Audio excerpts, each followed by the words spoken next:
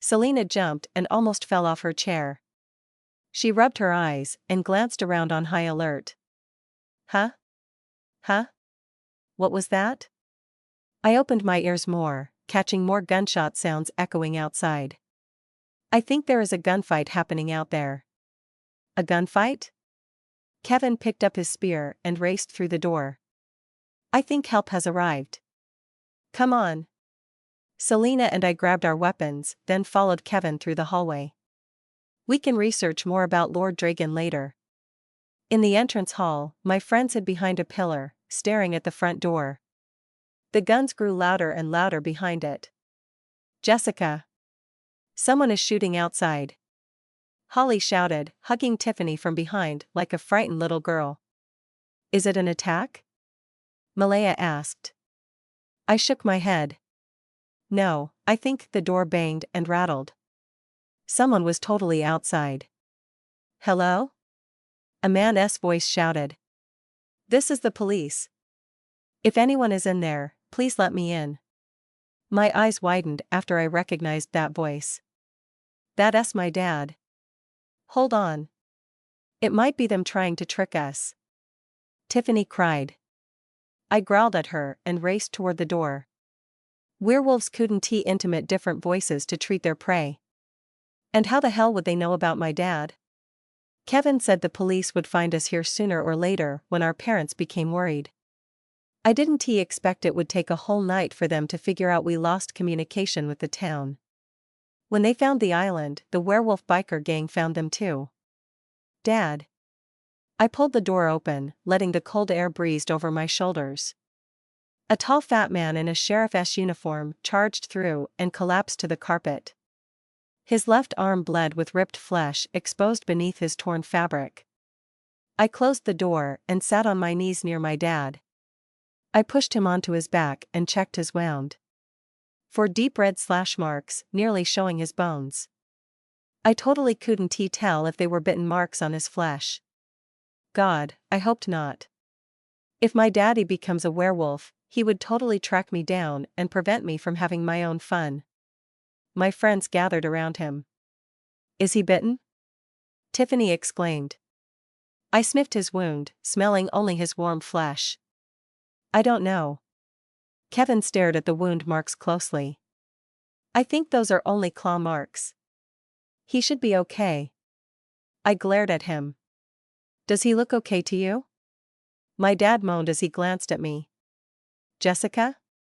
I held his left hand, smiling tearfully at his face. Yes, Daddy. I am totally here. Dad's face grimaced.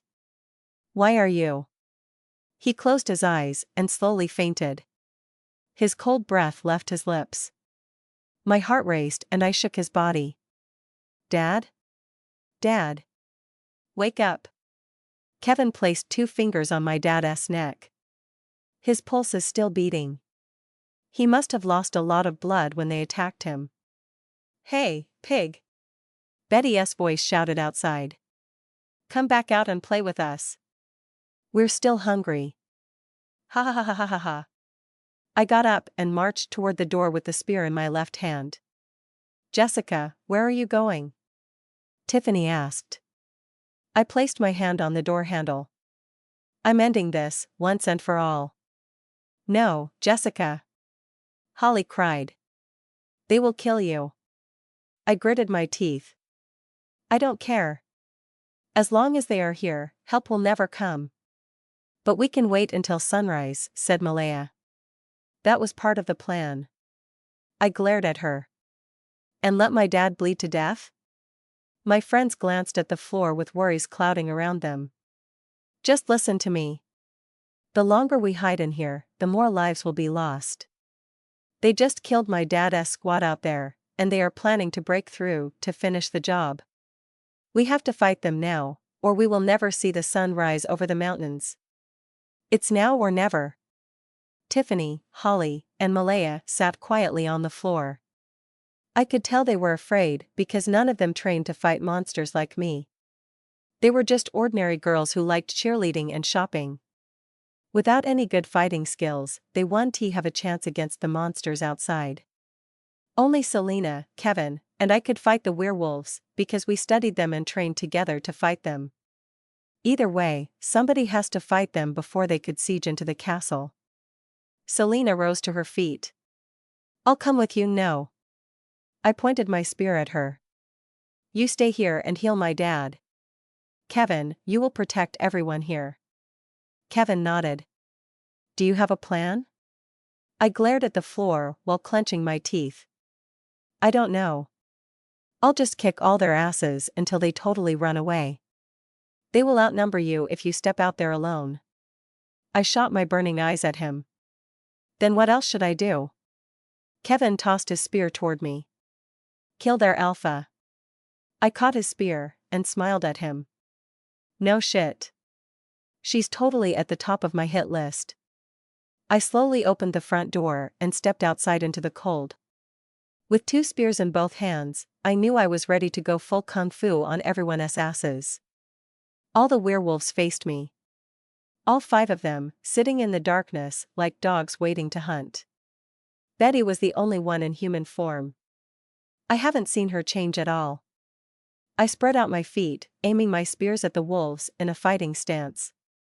Are you? Betty snickered and pointed her finger at me. Kill her.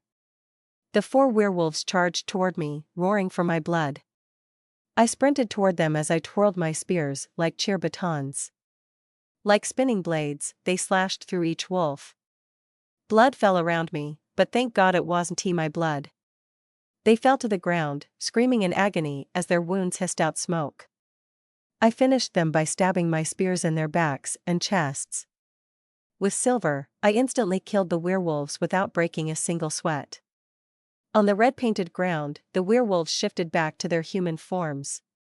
Just a bunch of biker men from whatever the hell they came from.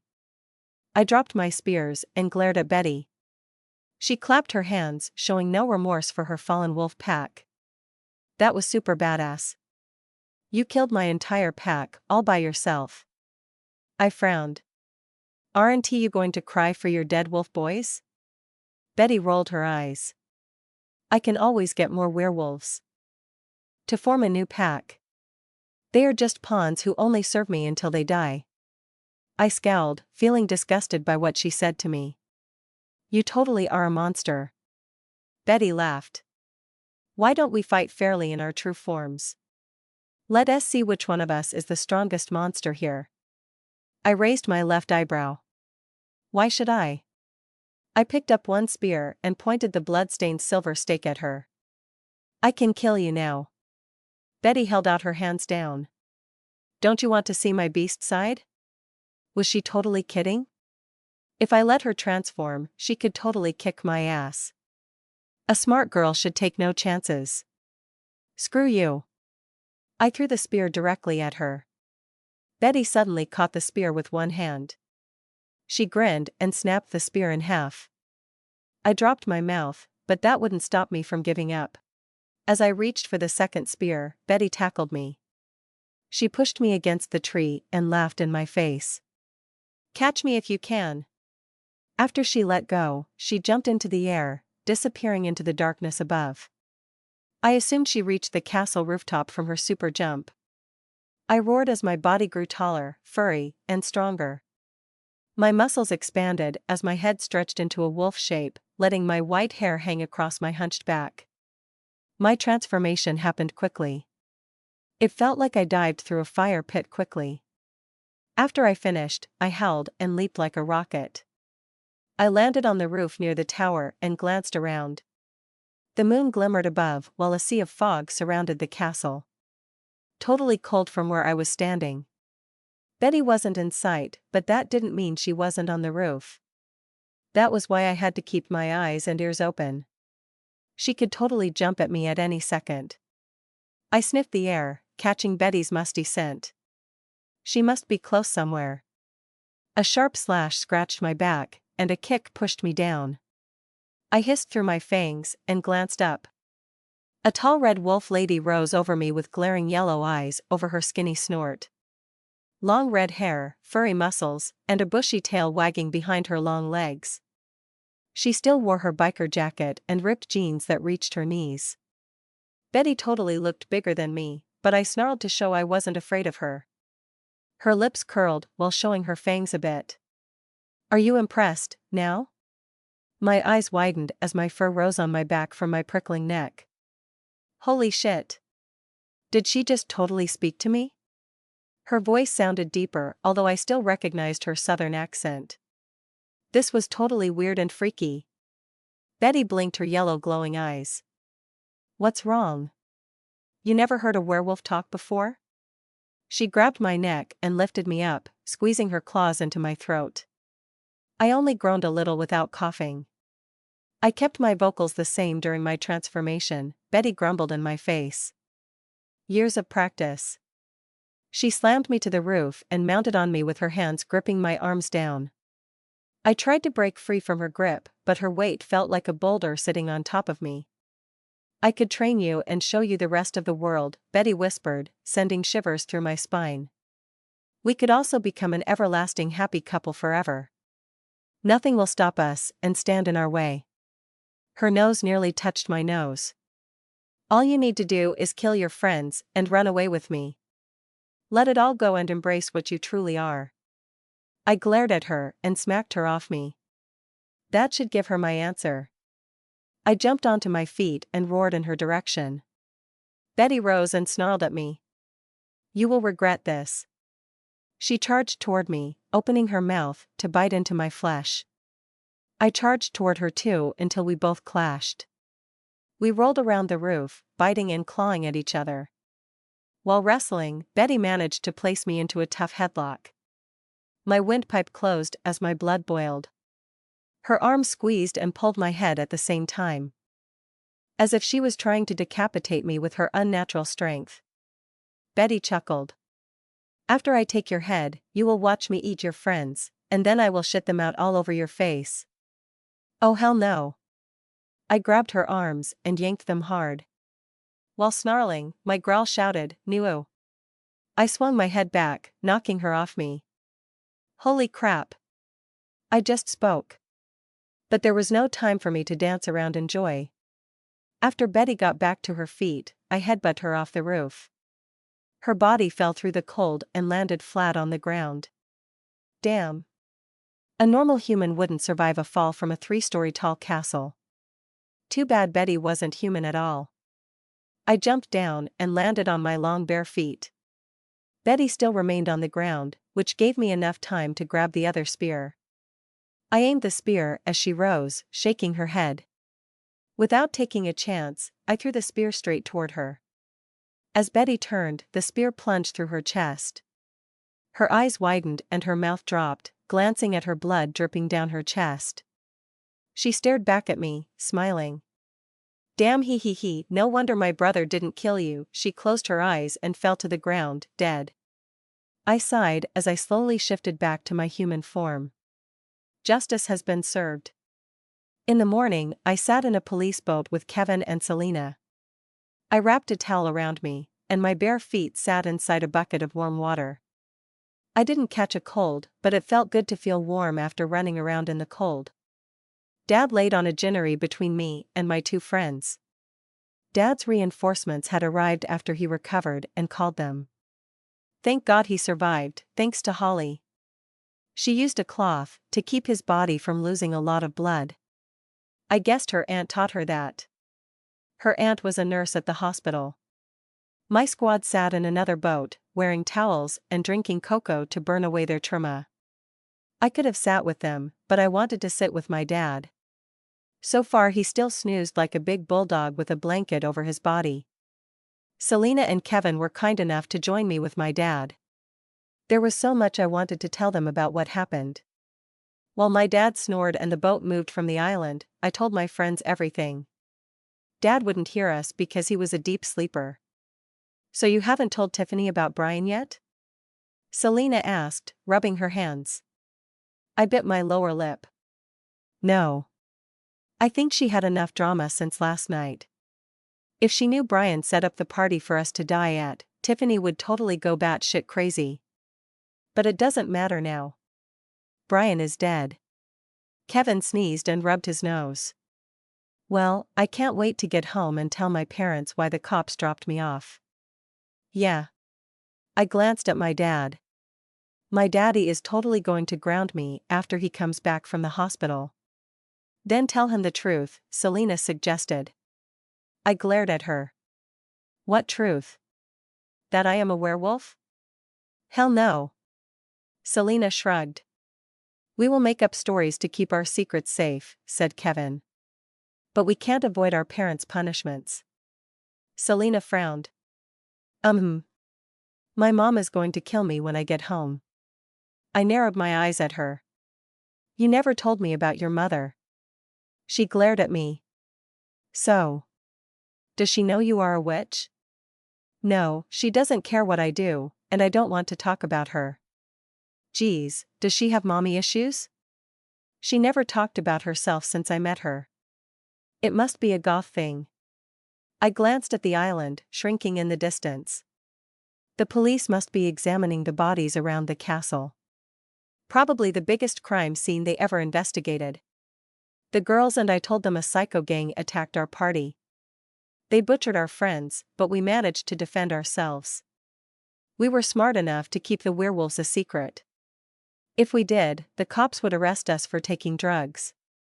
Like, who would totally believe us when the bodies were all humans? Maybe my dad will tell them, but nobody will believe him. As far as the police knew, we were a bunch of dumb teenagers partying alone on Halloween. Then a band of psychopaths massacred the unlucky ones. That will be the most shocking news ever. I still can't believe our town was founded by a monster, I said, rubbing my arms as my body shivered. How could people live here if they knew about its dark history? Kevin smirked and shrugged a little. Every place in America has a dark secret. People forget or keep it to themselves to move on. No matter what, this place is still our home. He was totally right. I made a vow to protect our town from monsters. If there were more dark forces out there, I will always be ready for them. I smiled at Kevin and saw the sun rising over the mountain's cape. Thank God Halloween was over, but more nightmares might continue. The only question is when. A note from Miles Trombley: this is the last chapter of Book 2. The next book will be written next year. Let me know what you think, please. A note from Miles Trombley: this draft is from the third-person version I wrote a while ago. Some chapters will be short because I am converting them into first person while changing some scenes. The revised chapters will be posted daily from September to November, except the weekends. Enjoy the return of the Werewolf Cheerleader. Visiting the Moondale Natural History Museum was totally not to my taste. Probably because it contained much creepy stuff related to Moondale's dark history. Other than that, it has other exhibits from around the world, which only lasted for one season. The museum has limited rooms for 10 small exhibits shown. After that, the staff takes them down and replaces them with new seasonal displays, leaving only the creepy displays. Our history teacher, Mrs. Hickey, heard about the new exhibit at the museum, which arrived a week ago from Egypt. As a big nerd who loves Egyptian stuff, she scheduled a field trip, making it a grade requirement. And we couldn't say no with our grades on the line. What a total evil master plan, right? On the school bus, I leaned against the glass window, watching the downtown buildings move by. I would rather be at cheer practice than get stuck in a boring field trip. Oh, I hope she'll let me check out the Moondale Witch Trial exhibit. Kevin cheered next to me.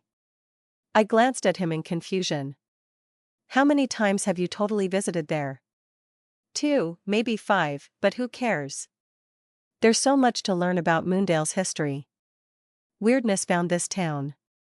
Sometimes so much is too much. The Moondale witch trials were a dark period during the 1800s. After the townsfolk found the witch family guilty and burned them at the stake, strange things happened around the settlers. The townsfolk thought more witches summoned creatures and cursed people in secret. They tortured many innocents with false evidence until the nightmares stopped. After that, they continued to live in their normals, forgetting about the horrors they witnessed. Today, the people thought the supernatural events weren't true. They assumed their ancestors were crazy, but the supernatural totally existed. Since I got bitten by a werewolf, and a werewolf pack attacked my friend's Halloween party last year, you damn straight the supernatural existed. I can't believe you don't look happy about this, said Kevin. We could learn new things there to help us fight the monsters. I shrugged. I'm only going on this stupid field trip because Miss Tyrant is a tyrant. I totally don't care. You should care if you're going to put your life on the line against a new foe. Brute force isn't always the answer. I giggled. I'm totally immortal, dork. What else should I worry about? Beside a silver stake through the heart. Silver isn't the only threat against werewolves. Magic, curses, and ghosts. The museum has those details. Why not at the library? Kevin grimaced. Sometimes I like to see the artifacts, straight up front. I rolled my eyes. Dorky, dorky, dorky. We're almost there, kids. Mrs. Hickey's voice shouted. Grab your bags and notebooks. And if you behave, I'll give you a cookie back in class. Sigh. If I wasn't immortal, I would totally kill myself. After the school bus stopped, we followed the history class out. Like an army, we marched onto the sidewalk and lined up against the bus. Mrs. Hickey stood in front of us, wearing a brown coat and a green skirt that didn't match her brown Mary Jane shoes. Her red round hair puffed like a scruffy afro. She smiled at us with an awkward smile. Ah, here we are. Aren't you kids excited? We stayed quiet while one of them stared at their cell phones. Mrs. Hickey sighed. I know most of you are not happy about this, but buck up, buttercups. Learning history is not about sitting at your desks and reading your text messages. It's about exploring and not repeating the same mistakes our ancestors did. The Egyptian exhibit is new, not like the others you've seen a million times. Kevin waved his hand. Can we explore the witchcraft section? No, the Egyptian exhibit will be the only place we'll visit before lunchtime. If you wander off without my permission, you will earn yourself an F. Understand? The other students nodded and placed their cell phones into their backpacks. I rubbed my back pocket to check my cell phone. Mrs. Hickey grinned with delight. Good, now follow me and take out your notebooks. You will write down whatever the tour guide says about the artifacts. I will put them on the quiz on Friday. Listen, or you will fail. We pulled out our notebooks from our backpacks. I might be a good listener, but if the tour guide's mouth runs like a motorboat full of rubbish, I might get a headache. Everyone followed Mrs. Hickey across the sidewalk past tall trees, surrounding the 3-story tall granite building. It has neoclassical architecture features with square glass windows and a U.S. flag at the top. The class walked up the stone steps and entered through the double glass door. Inside, we stopped at the large empty main hall where the check-in desk stood between 2 stairways. Behind the desk was a hallway that led people to the lower floor with the museum. From the desk, a lady in a blue sweater with a white skirt sprinted toward the class. Middle age with short dark hair. Greetings, my name is Mrs. Dean. I will be your tour guide this morning. Mrs. Hickey has already called me to stay up your visit at our new limited time exhibit. Yeah. Aren't we excited today? Nobody answered, except Mrs. Hickey. I'm excited. My stomach dropped to the floor. Maybe if I tried to vomit, the paramedics could set me free from this boring hellhole, even if I lose my grade. Mrs. Dean folded her hands below her waist. It's been a while since we had a new exhibit. I'm pretty sure you will enjoy it. Maybe if I talked, my boredom will go away. So I raised my hand. Mrs. Dean pointed her finger at me. Yes? I dropped my hand down.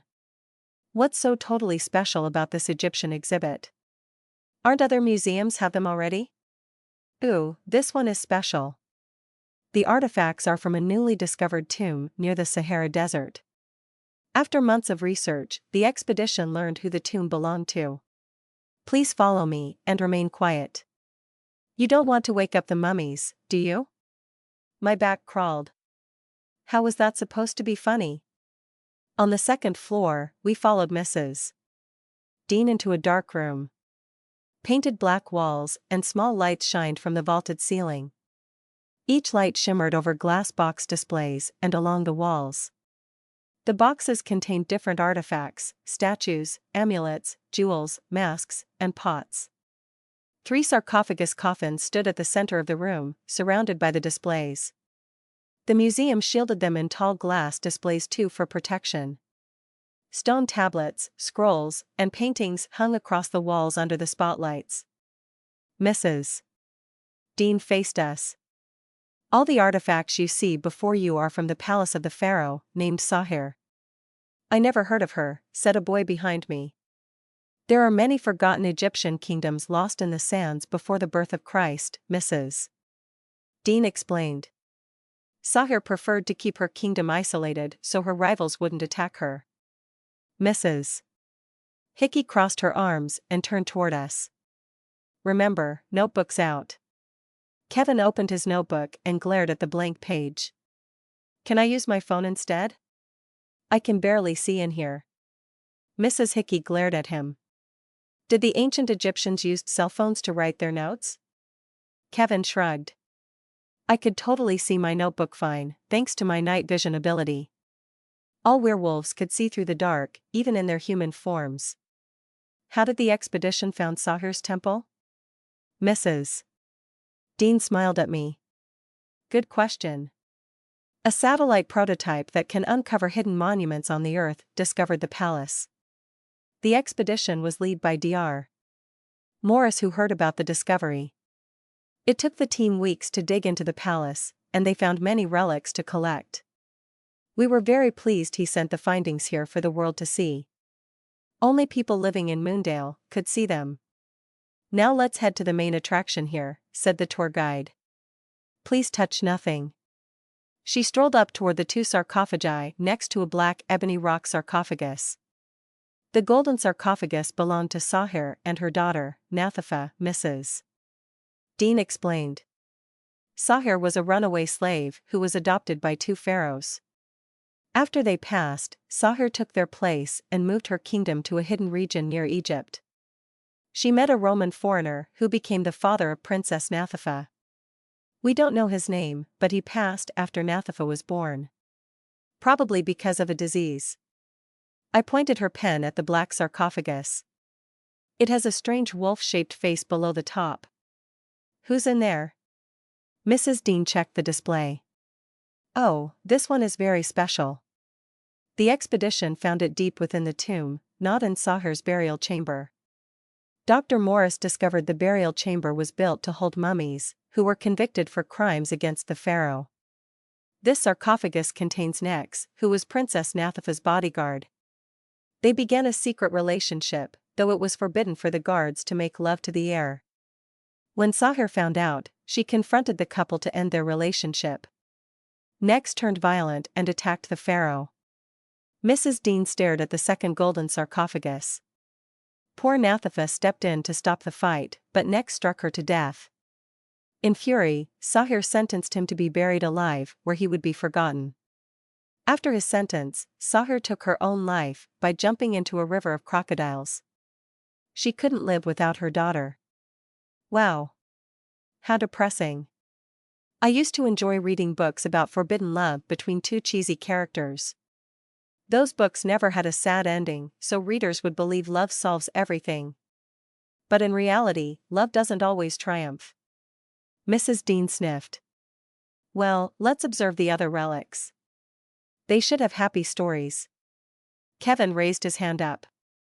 Excuse me, Mrs. Dean. He pointed his finger at the wolf face on the black sarcophagus. Why is there a wolf face there? The tour guide pushed her lips into an O. Oh.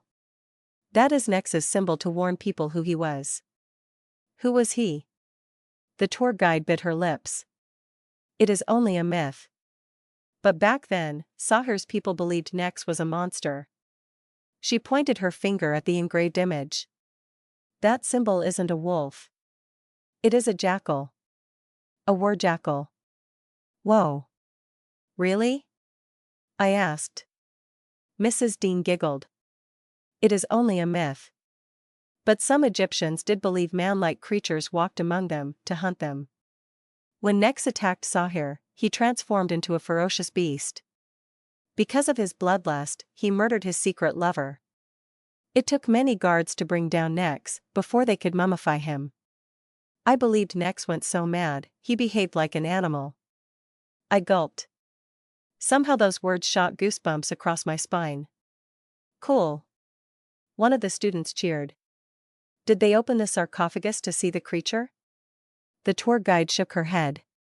The scientist did perform a medical scan on the sarcophagus, and the results are normal. It is just an ordinary mummified corpse. No monster. Shall we move on?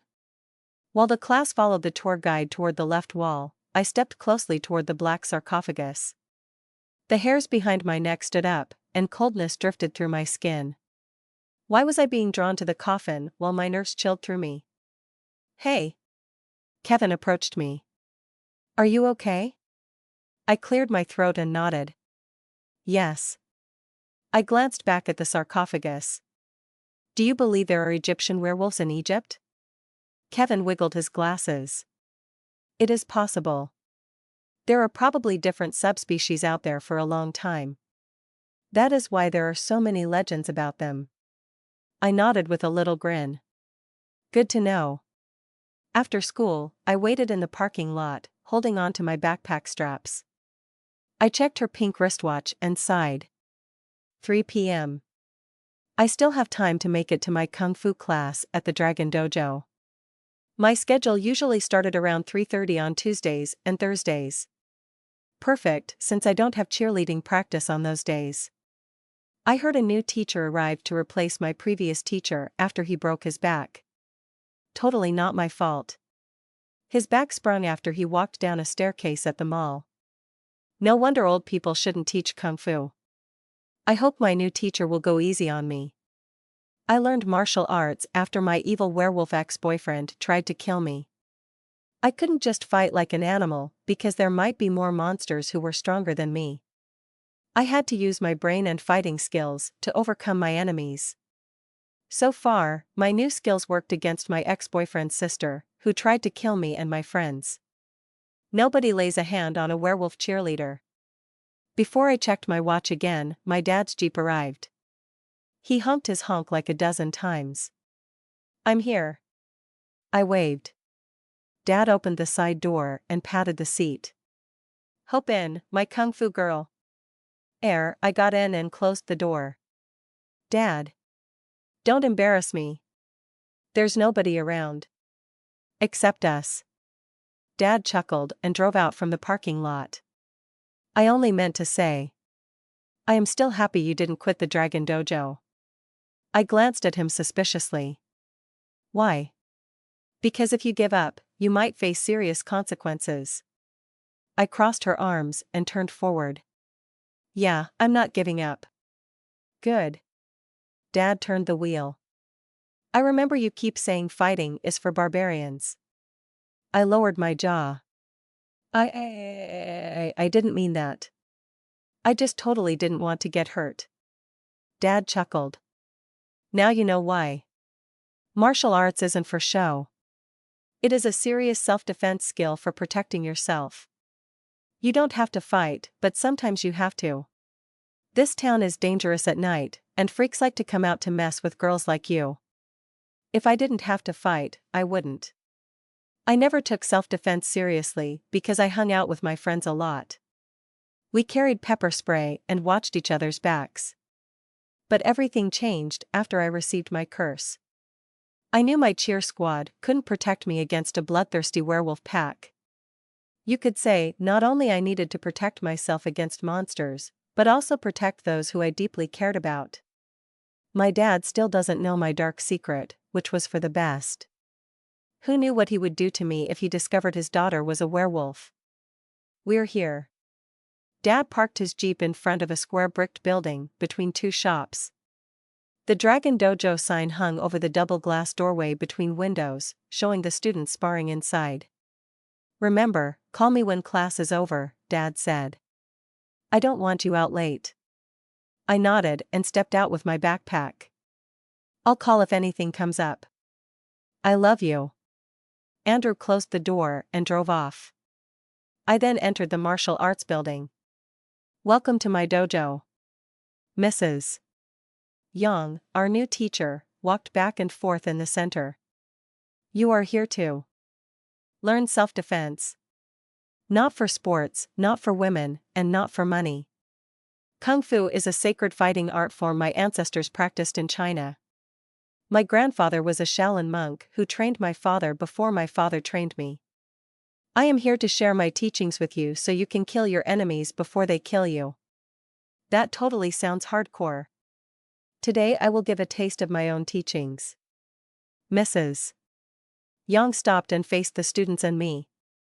"Then you will learn my advanced techniques. I will expect no laziness, no eating, and no dash I sneezed," which drew our substitute teacher's attention. "You."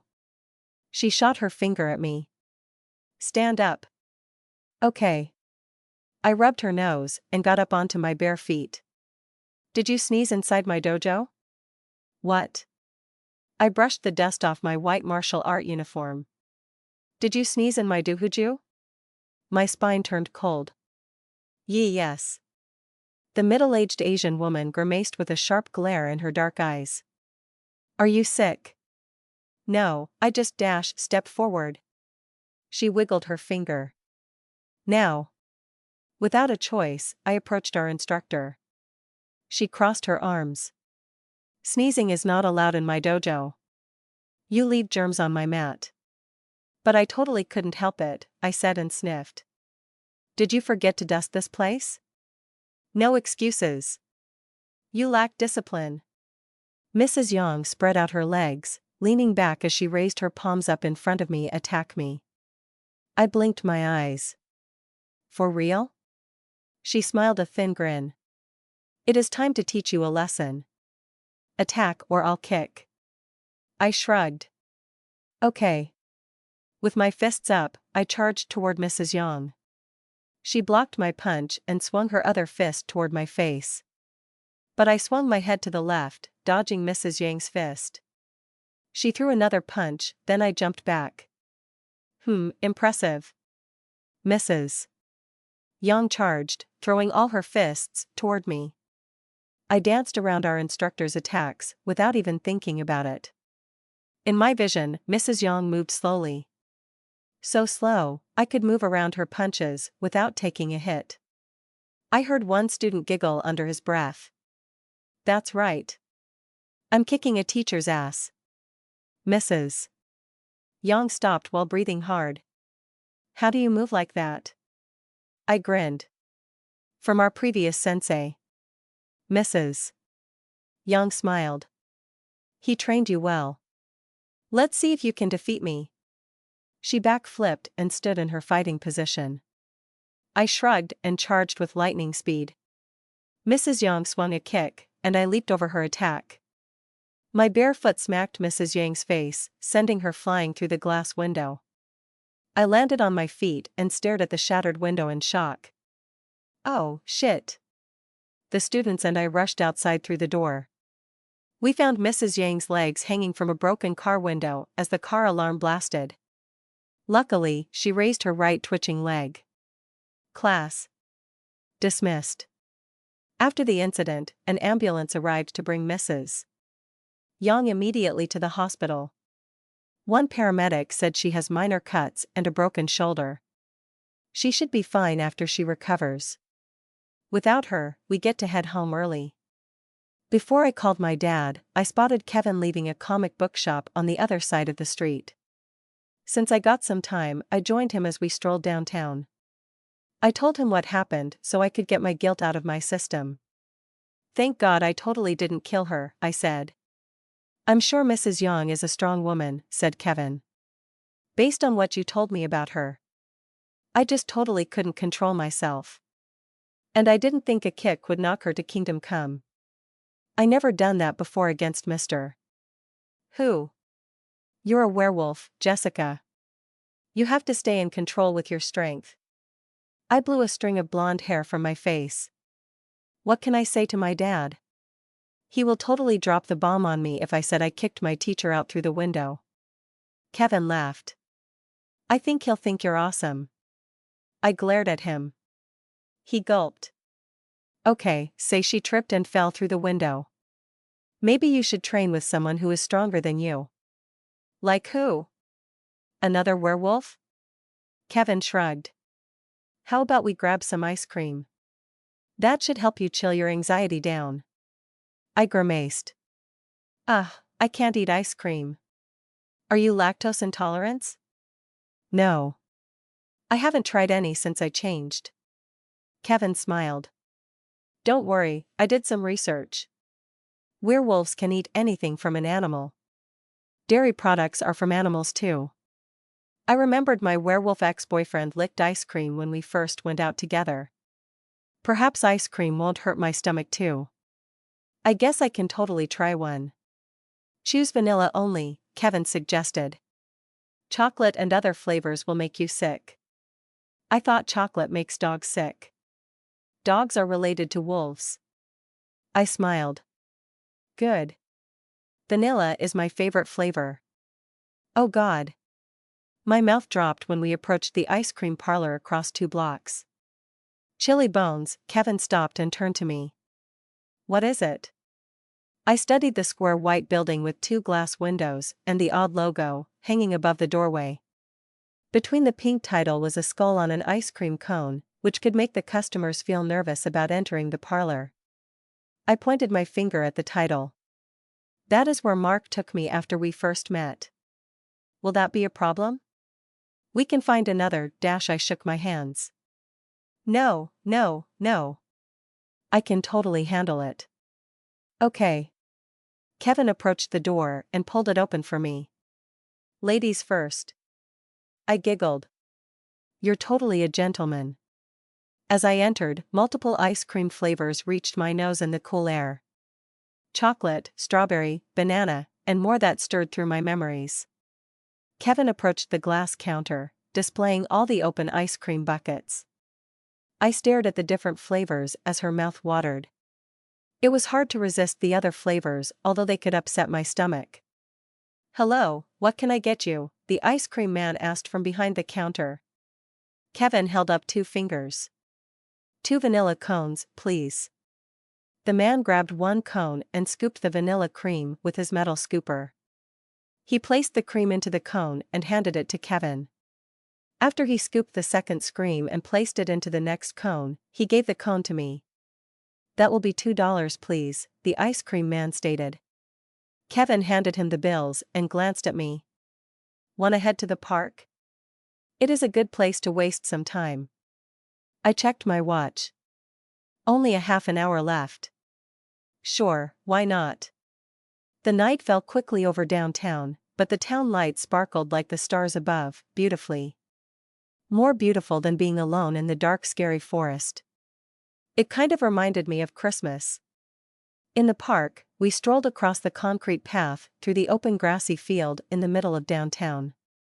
The same place where I caught the freebie with my teeth before a boy's dog caught it. How embarrassing. So far, I haven't behaved strangely since Selena inked the magic seal on my back. I have full control over the beast inside me. Best of all, I could choose whenever I wanted to transform. So far, nothing strange has happened since the Halloween incident. Are you going to lick your ice cream or what? Kevin asked. Oh. I noticed the cream dripped down my cone. I quickly licked around the cone, and the first taste brightened my face.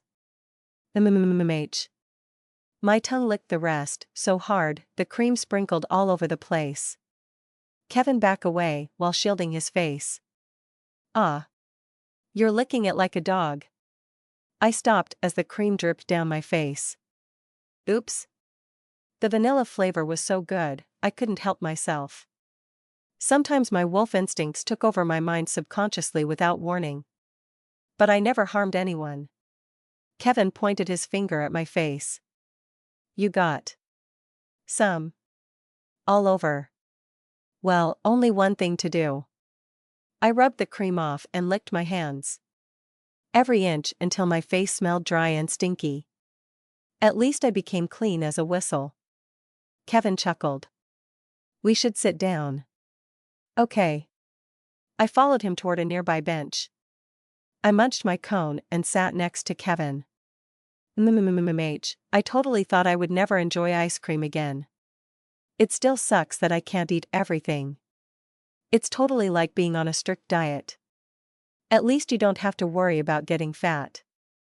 Kevin licked the tip of his ice cream. Fat? I lifted up my white shirt and stared at my belly. I still have my Amazon six-pack. Kevin laughed with red cheeks. Yeah. I think that makes you hot. I raised my eyebrow at him. Excuse me? Ah. Hot as in. Good body to fight monsters. I laughed. Yeah. My girlfriends are totally jealous. But thank God I'm still in their squad. That's good. Kevin stared at the sky. Susu, have you thought about your future? My future? Yes, a career. What do you want to do? I gave him a wide smile, showing my white teeth. I want to become a professional cheerleader. Kevin blinked his eyes. A pro cheerleader? Totally. I have been dreaming about it since I joined my squad. I don't know which sports team I'll cheer for, but dancing for a living is my jam. And I'll enter more competitions to win lots of money. I will become the most famous cheerleader in America. Maybe in the entire world too. Kevin wiggled his glasses. Okay. I don't think being a cheerleader is a full-time job. Yes, it is.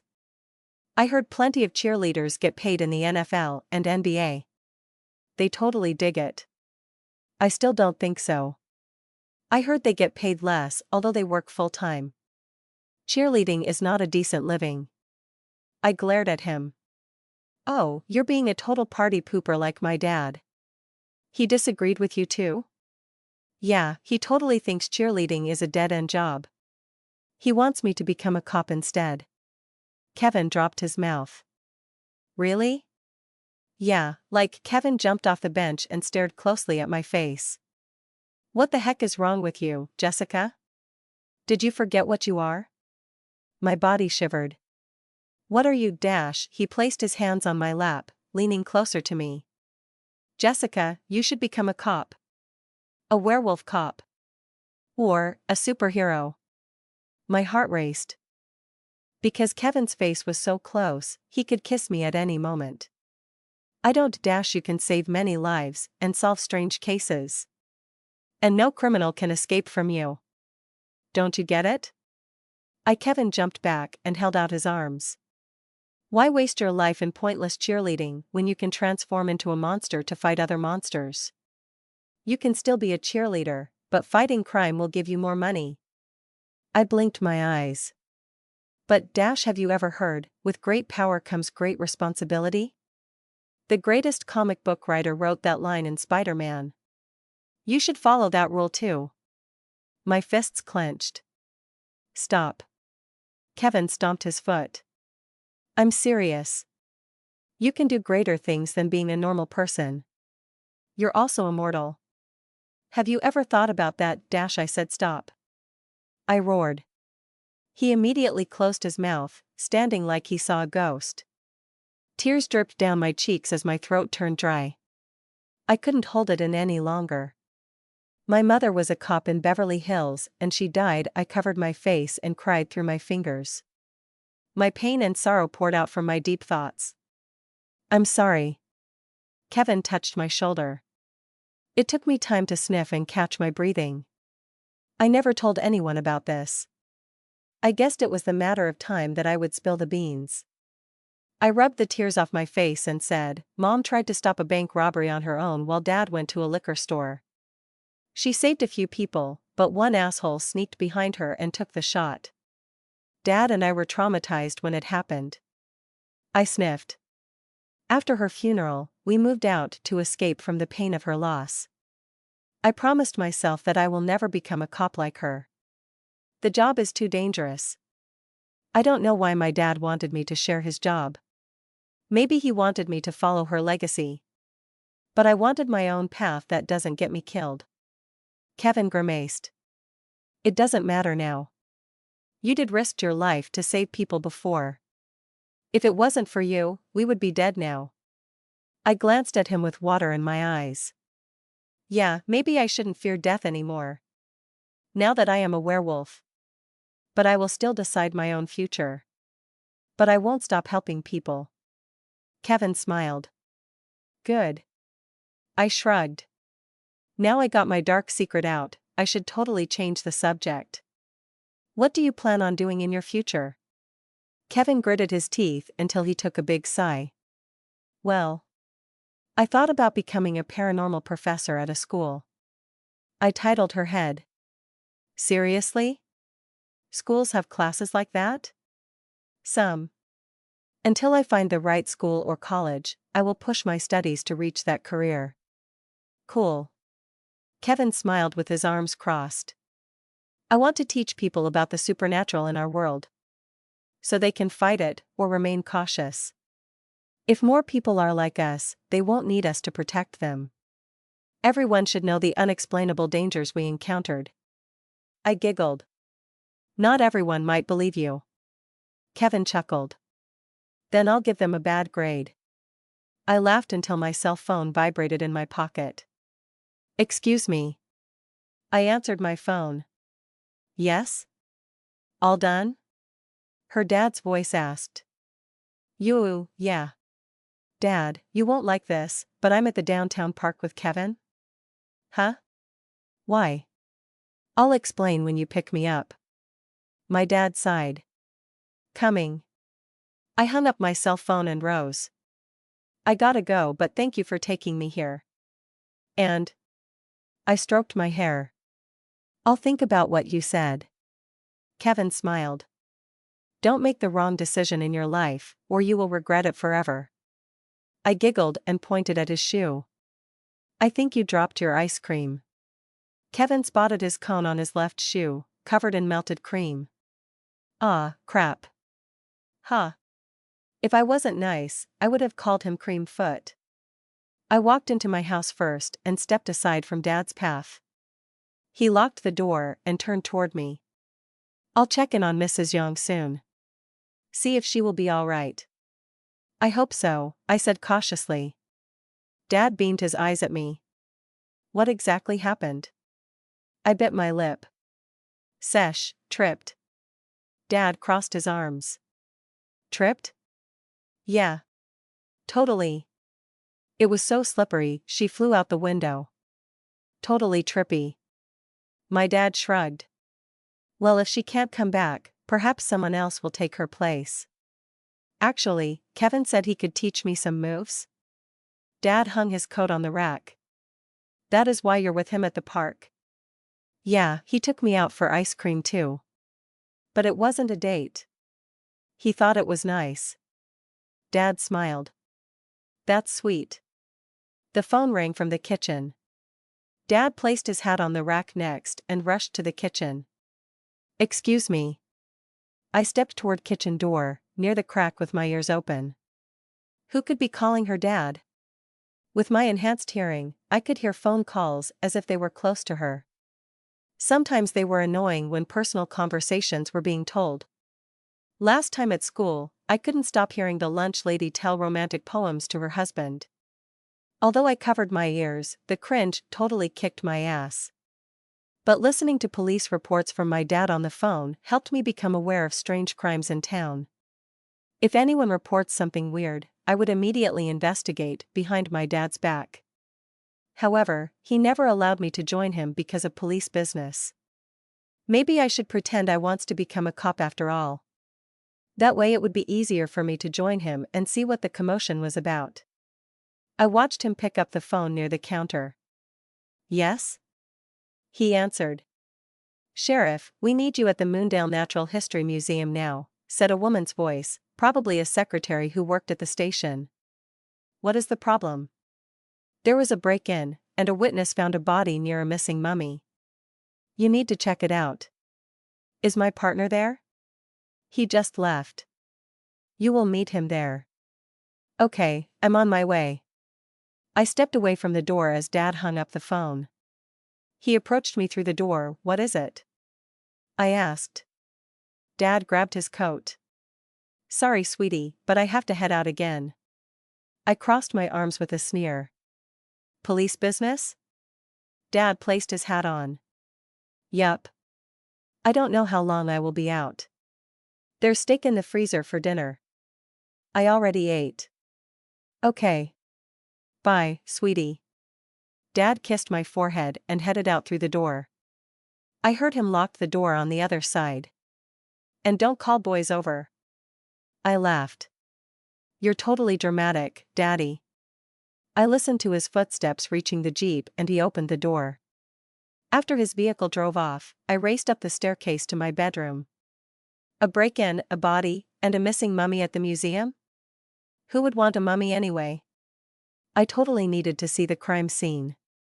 In my bedroom, I took off my clothes and grabbed a sweater and sweatpants from my dresser. Dark gray was good enough to hide in the shadows like a ninja. Hee. I placed them on and stood up, barefoot. In case I encounter a monster, I won't have to worry about destroying my valuable fashion. I had more sweater outfits in my closet and running barefoot somehow helped me move faster.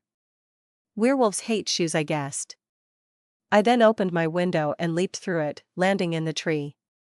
I pushed the window down and jumped down, landing on my bare feet. Traveling to the museum won't take too long. I could run as fast as a car on all fours, and I had studied the way during my field trip. Sigh. Time to see what the hell was going on. I climbed up the tree, close to the broken window behind the museum. It took me a little time to check out the surroundings without the police catching me. Finding the broken glasses on the ground was the first thing I spotted before looking up at the open window. I was sure the lady on Dad's phone said someone broke into the museum. But it looked like someone actually broke out. In the tree, I peeked at the window, making sure there was no cop behind it. I leaped straight through the window and landed on all fours inside. The floor was clear, no broken glasses scattered around. It would totally hurt as hell if the glass shards cut my feet, but with my super healing, my cuts would heal permanently. However, I could leave a blood trail where anyone could track it. I must stay untraceable like a predator. I crawled slowly toward the Egyptian exhibit room, but I stopped when two shadows appeared in front of me. I leaped to the ceiling as I changed my fingernails into claws, digging them into the ceiling. While sticking on the ceiling, my dad and his partner, Bill, strolled through the hallway from the exhibit. Frozen like a cat, I kept my lips closed so my breath wouldn't be loud. The forensic should be here soon, said Bill. Are you sure we shouldn't tell them anything? Let them examine the crime scene first. We will put together some conclusions, Dad suggested. Bill sighed. I hope this doesn't take all night. It better not. Let's see what the surveillance can show us. Okay. After the sheriffs left the hallway, I dropped down quietly. I would totally be embarrassed if Dad caught me. Good thing werewolves were quiet predators. I could sneak anywhere and no human would ever notice me. Now the crime scene. I peeked into the exhibit without cops standing around the Egyptian relics. I reached toward the center of the room, staying as low as possible. In front of the tall broken glass case, the black sarcophagus's seal hung open near a strange dead body. The corpse looked like a mummy without its bandages on, dressed up as a security guard. But it couldn't be a silly prank. I sniffed the corpse. Strong cologne, but nothing more. I poked my finger at the corpse's face. The skin felt hard, although it looked fresh. If the corpse was a security guard, it looked like he died 100 years ago. How could that be possible? Whoever killed him probably came from the sarcophagus. A living mummy? Well, duh. Anything supernatural could happen. I rose over the sarcophagus and sniffed inside. The smell stuck my face hard, nearly pushing me off my feet. It was the smell of death, ancient and haunting. Being buried alive in there must be very horrible. I sniffed again and realized the scent drifted toward the hallway. I followed the scent into the hallway and approached the window where it stopped. I guessed whatever came out from the sarcophagus had broken out. Now it was running around in Moondale. I better let Kevin and Selena know about this. I saw Kevin climb up the ladder, reaching the top of the bookshelf. The sweat on his face showed me he wasn't enjoying the climbing. I totally bet if he falls, his dad will sue the downtown library. After he grabbed the book, Kevin slowly climbed down the ladder. It creaked until his feet touched the floor. Geez, the library totally needed new ladders. I followed him to the reading table. He sat down and opened the book. With a grin, I peeked over his shoulder, keeping my breath silent. Man, he has no idea I stood behind him. Quiet as a wolf. It was a chemistry book he read. I knew he enjoyed science, but he wished his school had a supernatural research class. No wonder he wanted to become a supernatural teacher and start his own class. He told me he tried asking the principal to set up the class, but nobody took the supernatural seriously. Most people don't believe in ghosts, monsters, and aliens. Those who believed in the paranormal were never taken seriously by the public. Why? Too many bogus reality shows lying to people, and celebrities making up stories, I guessed. If Kevin could make the people believe the unknown that haunted the earth for millions of years, he could save many lives from being lost.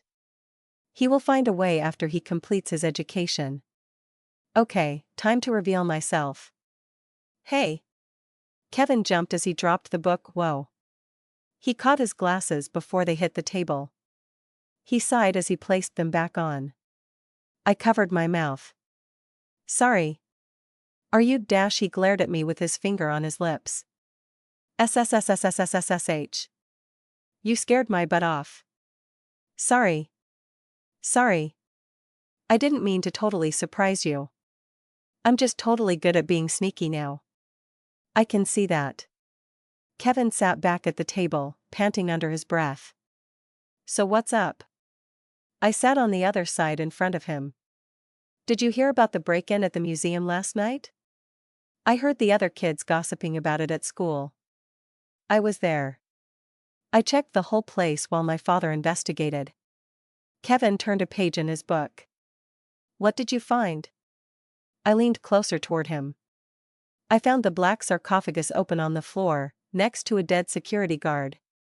Isn't that totally freaky? Kevin lowered his book. Go on. Yeah, the guard was like totally aged to death. His skin was all brown and wrinkly like beef jerky. And the smell. Oh God. The sarcophagus. Kevin held up his finger to his lips. SSSSSH. All ancient tombs smell bad. No, it's like something dreadful happened inside. After I caught the scent, I followed it toward a broken window. That is when I totally realized something came out of that sarcophagus and killed the guard. Then it escaped through the window. Kevin wiggled his glasses. Did you follow the scent further? I shook my head. No, I lost track of it downtown. It's probably running around in town. Can you guess what it totally is? Kevin closed his book. Quite obviously, it must be the mummy. The mummy? The one called Nex? Mummies coming to life is an Egyptian legend, and they are very popular in movies. They kill people by choking them to death or sucking their life away. How does a mummy totally come to life? There has to be a magical relic that can bring the dead to life, or a curse inside the tomb. A spell could also resurrect the mummy if he placed it on himself before death. I drummed my fingers on the table. How do we kill the mummy? We can't. Mummies are immortal, but they can still be stopped. I bit my lip. How? By performing an ancient Egyptian ritual, or finding the source that brought it to life. We destroy the source, and the mummy dies.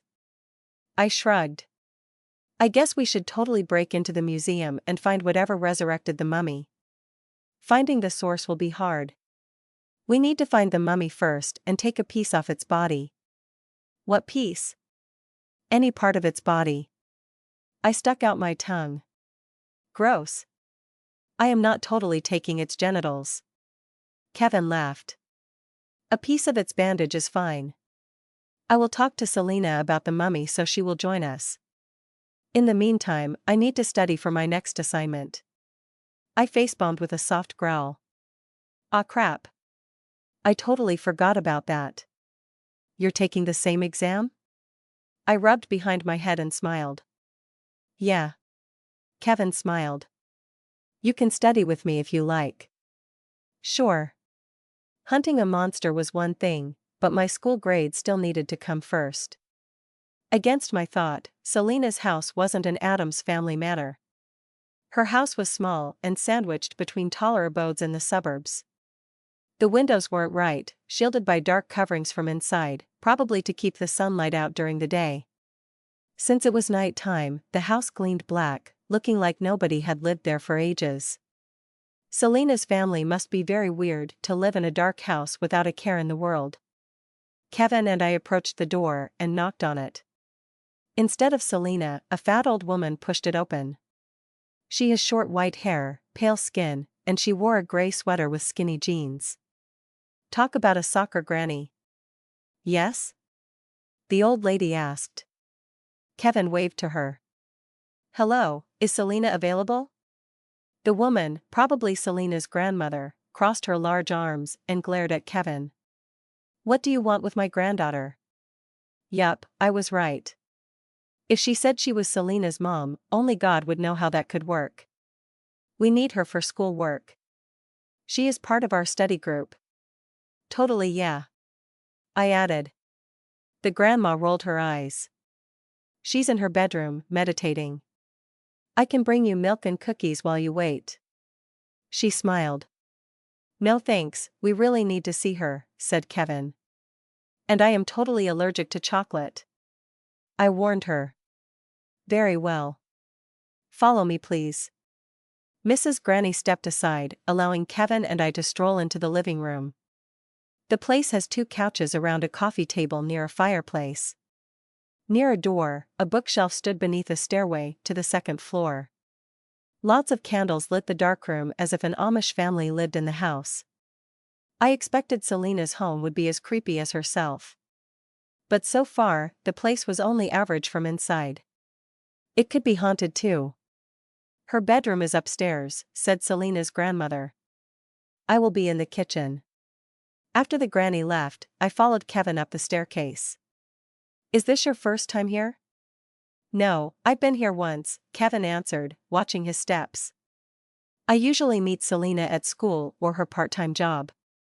She invited me here to help her turn a cat into a toad. Is her grandmother a witch too? No, but she is a nice lady. Selena is the only witch in her family. I blinked my eyes.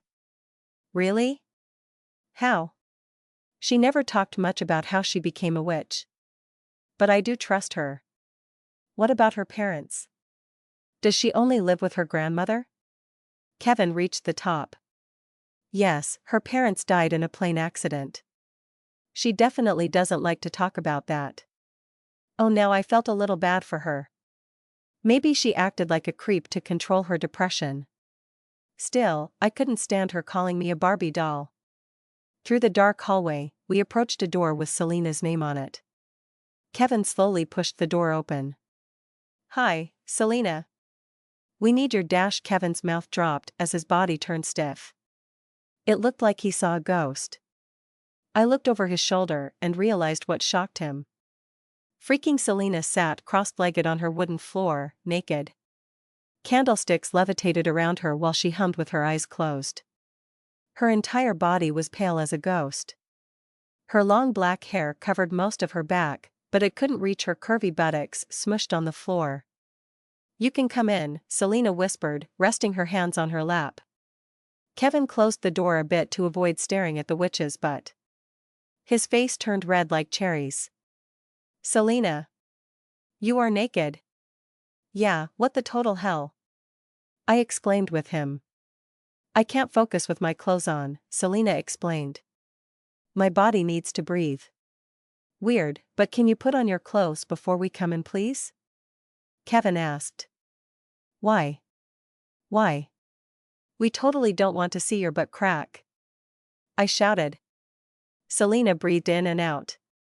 Seeing a nude body is natural. Stop being weird. My lips tumbled. Yo-yo, you're the one being totally weird. You can take your clothes off and join me if you like. It will not kill you. I puffed out my red cheeks. No freaking way. Selena, we really need your help. Kevin exclaimed. It is very serious. Selena sighed. I wish someone could kill me now. Her candles landed gently on the floor as she rose. She grabbed a black robe from her closet and placed it on. That was all she put on. Come in. Kevin walked into Selena's bedroom in front of me. For the first time in a goth girl's room, I could see the witch has a large black bed, surrounded by black veil curtains. White walls, one window covered by more black curtains, a dresser, closet, and a desk with witchcraft materials on it. She even has a bookshelf, loaded with spellbooks. Selena sat on her bed, stretching her long white legs out as she wiggled her toes with black painted nails. So, what do you want? I still couldn't believe how Selena appeared to be. Was she using magic to enhance her exotic beauty? Jessica believes there is a mummy on the loose in town, Kevin explained. The redness on his cheeks faded away. Selena sneered. A mummy? It came from the museum, I said. I was there after it happened. It broke out from a sarcophagus and killed a guard. Selena smiled as dark shadows formed around her eyes. Interesting. We thought you could help us find the thing, said Kevin. Can you, please? The witch pursed her black lips. I need to craft an ornament to track it first. How long will it take? I asked. Selena held up 5 fingers. 5 days. What? Are you totally kidding me? I can't find toilet paper, man, without it. Tracking magic takes time to make. But people will die if we don't find the monster. Oh, I am so sorry you thought my powers could do anything. Boo-hoo. Can you at least make it fast? Kevin asked. Selena swung her right leg over her left leg. I'll do what I can. Maybe by luck, the ritual will explode on me. Geez, Selena is so totally dark. Thank God I couldn't see what was under her bottom robe. I sighed. Okay, but what can we do in the meantime? I don't know. Continue your pathetic life. I pointed my finger at the window. But we can't just sit here and let that thing out there kill people. Selena yawned. You can try, but you will not find it. We'll try still, but make the damn magic thingy before I totally dunk your head into the toilet. Selena laughed. I would dig that. My breath turned speechless. She never took my threats seriously. Kevin shook Selena's hand. Thank you, Selena. Please give me a call when you are done. Selena glared at him. Next time, knock before you enter. I could have cursed you if you weren't careful. As far as I know, we were already cursed when we saw Selena's naked ass. Burger Queen was still open by the time Kevin parked his car in the parking lot. Nobody else was there. Maybe the dinner rush was over. Kevin turned the key, switching the engine. Your father will not mind about us eating here? I'm sure, I replied. Why did you ask? Kevin shuddered. Because I don't want him breaking down my door and throwing me into jail. I burst laughing. No worries. He isn't a monster like me. Thank God that wasn't true. A monster dad would be worse than a mummy. I totally really needed something to eat before I go primal. My dad was at work, and he said takeout was fine. He needed to go to the grocery store on his next day off, hopefully. I am growing tired of eating junk food. After stepping out, we entered the empty diner and the smell of fried meat sizzled toward my enhanced senses. Ooh, sought heaven. We approached the cashier counter, where a tall skinny man with a gray beard stood behind the register. Who the heck was he? Brandy usually worked at Burger Queen as if it was part of his life. I don't really know him, but Brady was very nice and loyal to the customers. His great service surprisingly made him popular. Maybe someday his boss will promote him to the manager position. At least that is better than being a cook and cashier. Can I take your order? The tall man, Jeff, asked. His name tag was on his chest. 10 mini cheeseburgers and 2 strawberry soda please, I ordered. Jeff typed on the register. $15 please. I handed him my credit card. Have you seen Brandy? Jeff slid my card through the credit card reader. You know him? Kind of, I seen him a lot here. Jeff handed the card to me. He's in the back, almost done with his shaft. The kid never quits his job. I giggled. I totally bet. Your order should be ready in a few minutes. I'll see what Brandy is doing. Thanks. After I took the number stand, I followed Kevin to a table at the back. We sat down together, admiring the beautiful night outside. I'm totally glad it's clear out there, I said. Too bad the moon isn't full. Kevin clicked his tongue. Have you thought about your future yet? I sighed.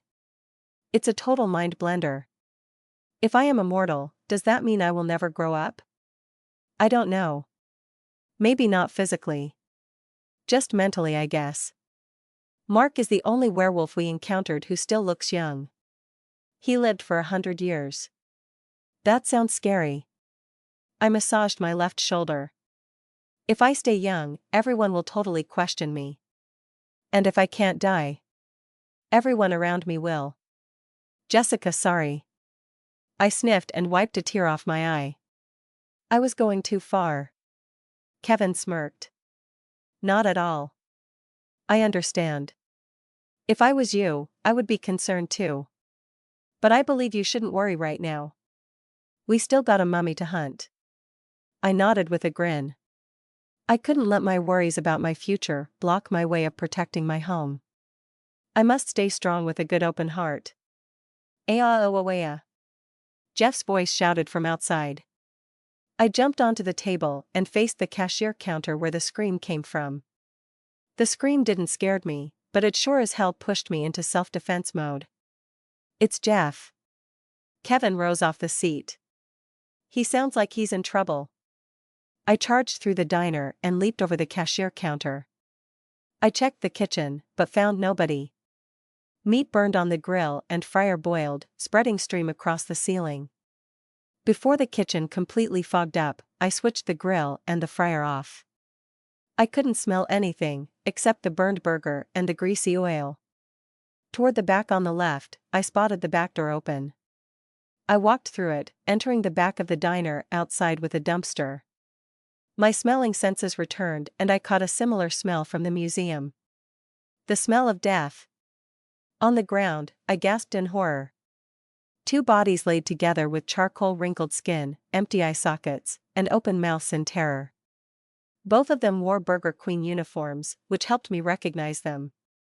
One of them was Jeff, and the other was Brandy. I kneeled and touched both their necks. No pulses, and their fleshes felt hard and hollow. Like nothing was inside of them anymore. Oh my God, I rose as my body trembled. Kevin reached me and stopped when he glanced at the bodies. Oh my. I growled and glanced all over the place. But nothing was near the street or behind the dumpster.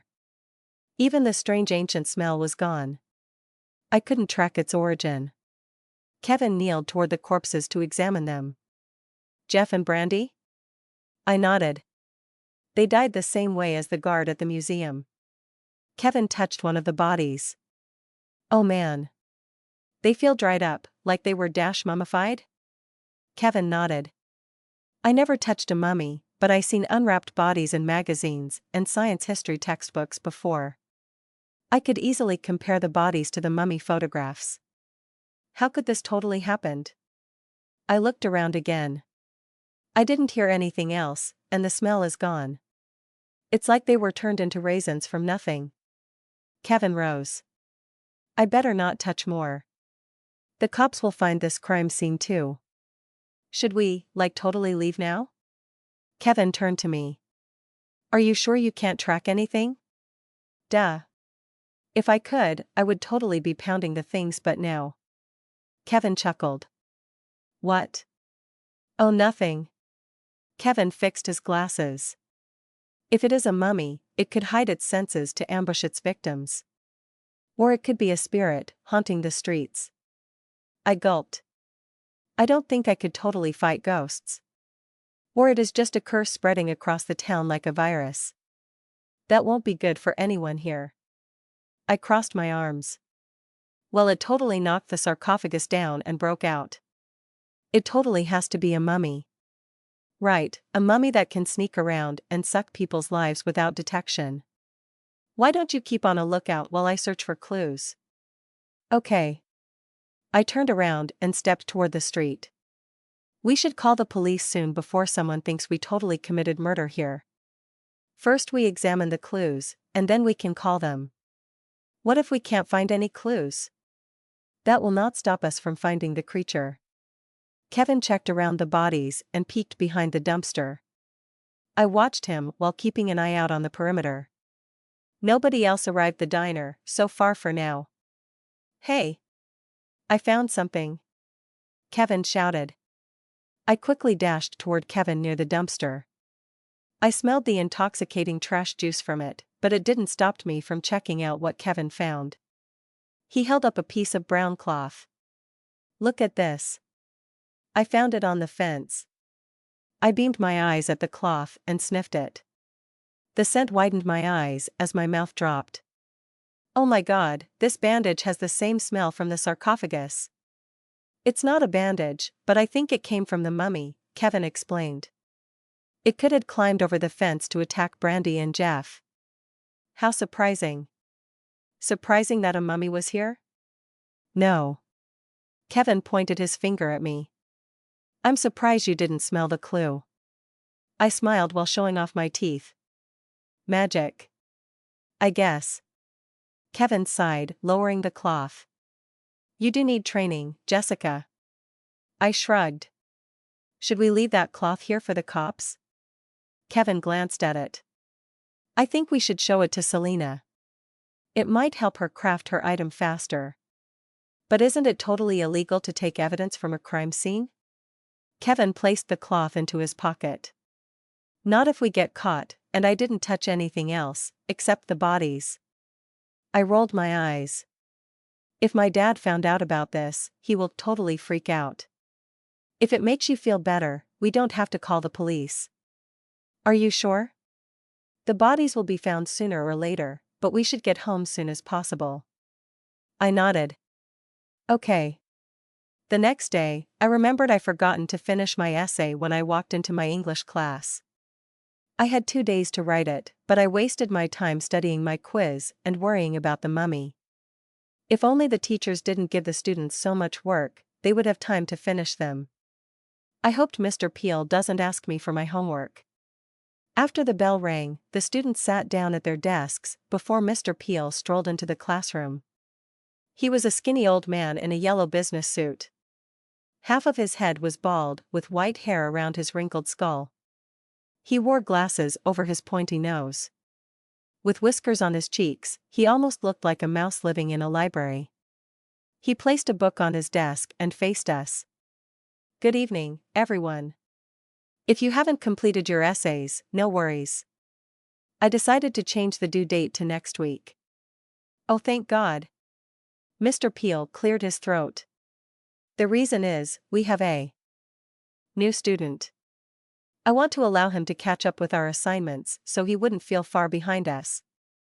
I present Tyler Gaber.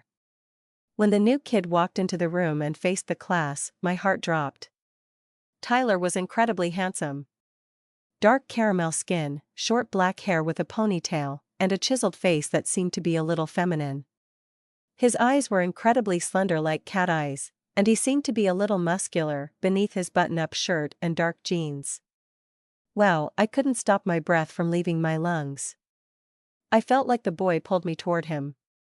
Even the other girls couldn't take their eyes off him. Tyler smiled at the class with perfect white teeth. Greetings. His tone wasn't masculine, but it sounded soft and sweet with a high-pitched accent. A pretty boy type of tone that rattled my bones. Would you like to explain about yourself? Mr. Peel asked. Tyler nodded. It will be my pleasure. He faced the class again. My accent might sound odd to you, but I am from Egypt. Egypt? Are all boys beautiful in Egypt? Hot damn. Where in Egypt? A kid asked behind me. Cairo, Tyler answered. Born and raised there in a beautiful desert. My parents worked at a hospital. They sent me here so I can have a better education. You're living here alone? A girl asked. Yes, but my parents keep in contact with me every day. I can take care of myself. He smirked. He must be totally lucky. If I had my own house, I would have endless sleepovers and a massive party. I could eat whatever I want from the fridge without dad owning half the food. Just because you buy the food doesn't mean you can keep them all to yourself and leave your daughter with nothing. Anything else? Mr. Peel asked. Tyler glanced around, still smiling. That is all for now. I don't want to waste your class time with a long conversation. Thank you, Mr. Gaber. You may sit wherever you like. Thank you, too. As Tyler strolled through the class rows, the girls waved to him, begging him to sit with them. But he sat at the far right corner where the taller guys sat around him. Mr. Peel sat down behind his desk. He pulled out a book from beneath his desk and opened it. Now then, I will review the essay assignment again. If you already finished your essay, you may turn them in at the end of class. While Mr. Peel spoke, I glanced at Tyler. The new kid took out a piece of paper and wrote on it as he listened to the English teacher. When his catty eyes caught my eyes, I turned away. My heart jumped and goosebumps prickled down my legs. Wow. I was totally falling for him. But did I felt like I seen him before? At lunch, I grabbed a tray and followed the line toward the food counter. I approached the lunch lady and ordered the usual meal. 4 burger patties, 2 fried chicken legs, and a small steak. Since I could drink dairy products, I grabbed a milk carton too. The lunch lady used a spatula to scoop the meat and placed it on my tray. Girl, it's a miracle you can only eat meat. My mama used to spank me when I refused to eat my veggies. Sorry about that. I strolled through the diner toward my cheerleading squad's table. Malaya, Tiffany, and Holly sat at the round near the corner, far from the other kids. Although they were popular, the students respected their private space so no conflict would occur in the cafeteria. Everybody wanted a good lunchtime after melting their brains on schoolwork. I sat between Tiffany and Malaya. Geez, I still totally will never handle your new appetite, Jessica, said Tiffany while napping on her salad. I picked up my chicken leg and took a bite out of it. The tender crunchy meat melted inside my mouth as if the taste made me fall in love with it. Wolves must truly love chicken, especially the ones that broke into the farmers' chicken pens at night. So Jessica, did you see the new boy at school? Holly asked in front of me, licking her ice cream cone. I placed the chicken bone down. Yeah, he is in my English class now. Holly smiled, blushing her red cheeks. You are totally lucky. Huh? Tiffany glared at me. Are you like deaf? You are already hanging out with a brand new hottie. I sipped my milk. We are not hanging out. I totally just met him. Girlfriend, you got a chance with him now, said Malaya. You should ask him out. I choked after I swallowed my milk. I patted my chest and cleared my throat. Seriously? Or I will. Tiffany smiled a mischievous grin on her big red lips. No boy can resist me. Malaya laughed. Then why are you still single? Tiffany sneered at Malaya. I'm not being single on purpose, you should know. She brushed her hair. I can still choose any guy I want. Being single gives me a variety of options, and it keeps my popularity fresh. Our popularity? Malaya corrected. Tiffany shrugged. Just saying, I'm still looking. Duh. But Tyler might become my prey. MMMH. His body is like caramel cake, waiting to get devoured. Holly sucked in her breath and released slowly, acting dreamy. Egyptian boys are so hot. He looks like a prince. I giggled. So why did you suggest I should ask him out? Malaya bit her sandwich. We just thought you were tired of being single since Mark's tragedy. Holly rubbed Jessica's shoulder. But we won't push you if you don't want to. I sighed. I never told them the truth about Mark and how deeply I felt about him. If I told them, they would think I was totally crazy. The point was, I wasn't ready to find someone new. Not yet at least. Thanks, but I still need some time. I still miss him. Whether I missed Mark or not, I couldn't stop thinking about him. Maybe I missed his good side before he revealed his true evil self. Suit yourself. Tiffany stabbed her fork into her salad and took another bite. Before I bit my burger, Kevin waved to me from a table next to the window. His position was 4 tables away from the corner. I placed my burger down and rose. I'll be right back. I think Kevin has more notes for me. Keep him busy, Malaya laughed. I picked up my tray and hurried toward Kevin's table. He was the only one sitting there. What is it? I sat in front of him, keeping my voice low. Good news, Selena called me last night, Kevin whispered. She finished the mummy tracker. I widened my eyes. That quick? I thought she needed a week to finish it. Kevin held up the ancient bandage. With this, it helped her complete her work faster. I glanced at the cloth. Is that from the mummy? Yes, you forgot? I shook my head. Sorry, so she is done then? Kevin placed the cloth back into his pocket. Yes. I thought we should hunt the mummy tonight. Selena will join us after work. I thought about that. Sir, my dad is working tonight as usual. I could tell him I will be staying at your place to study. That's good, but he won't think our study will be suspicious? I laughed. You're still totally afraid of my dad? Humans can be scary too, said Kevin. I rolled my eyes. Yeah, right. My daddy is a total slacker when he doesn't work. But he does care about my safety. If you can persuade him, that's fine with me. Okay.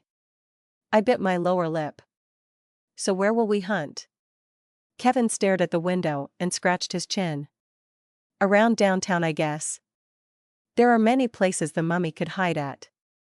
I don't know how Selena's tracker will work, but it probably won't matter where we look. What about the forest? Anything can hide in those creepy woods.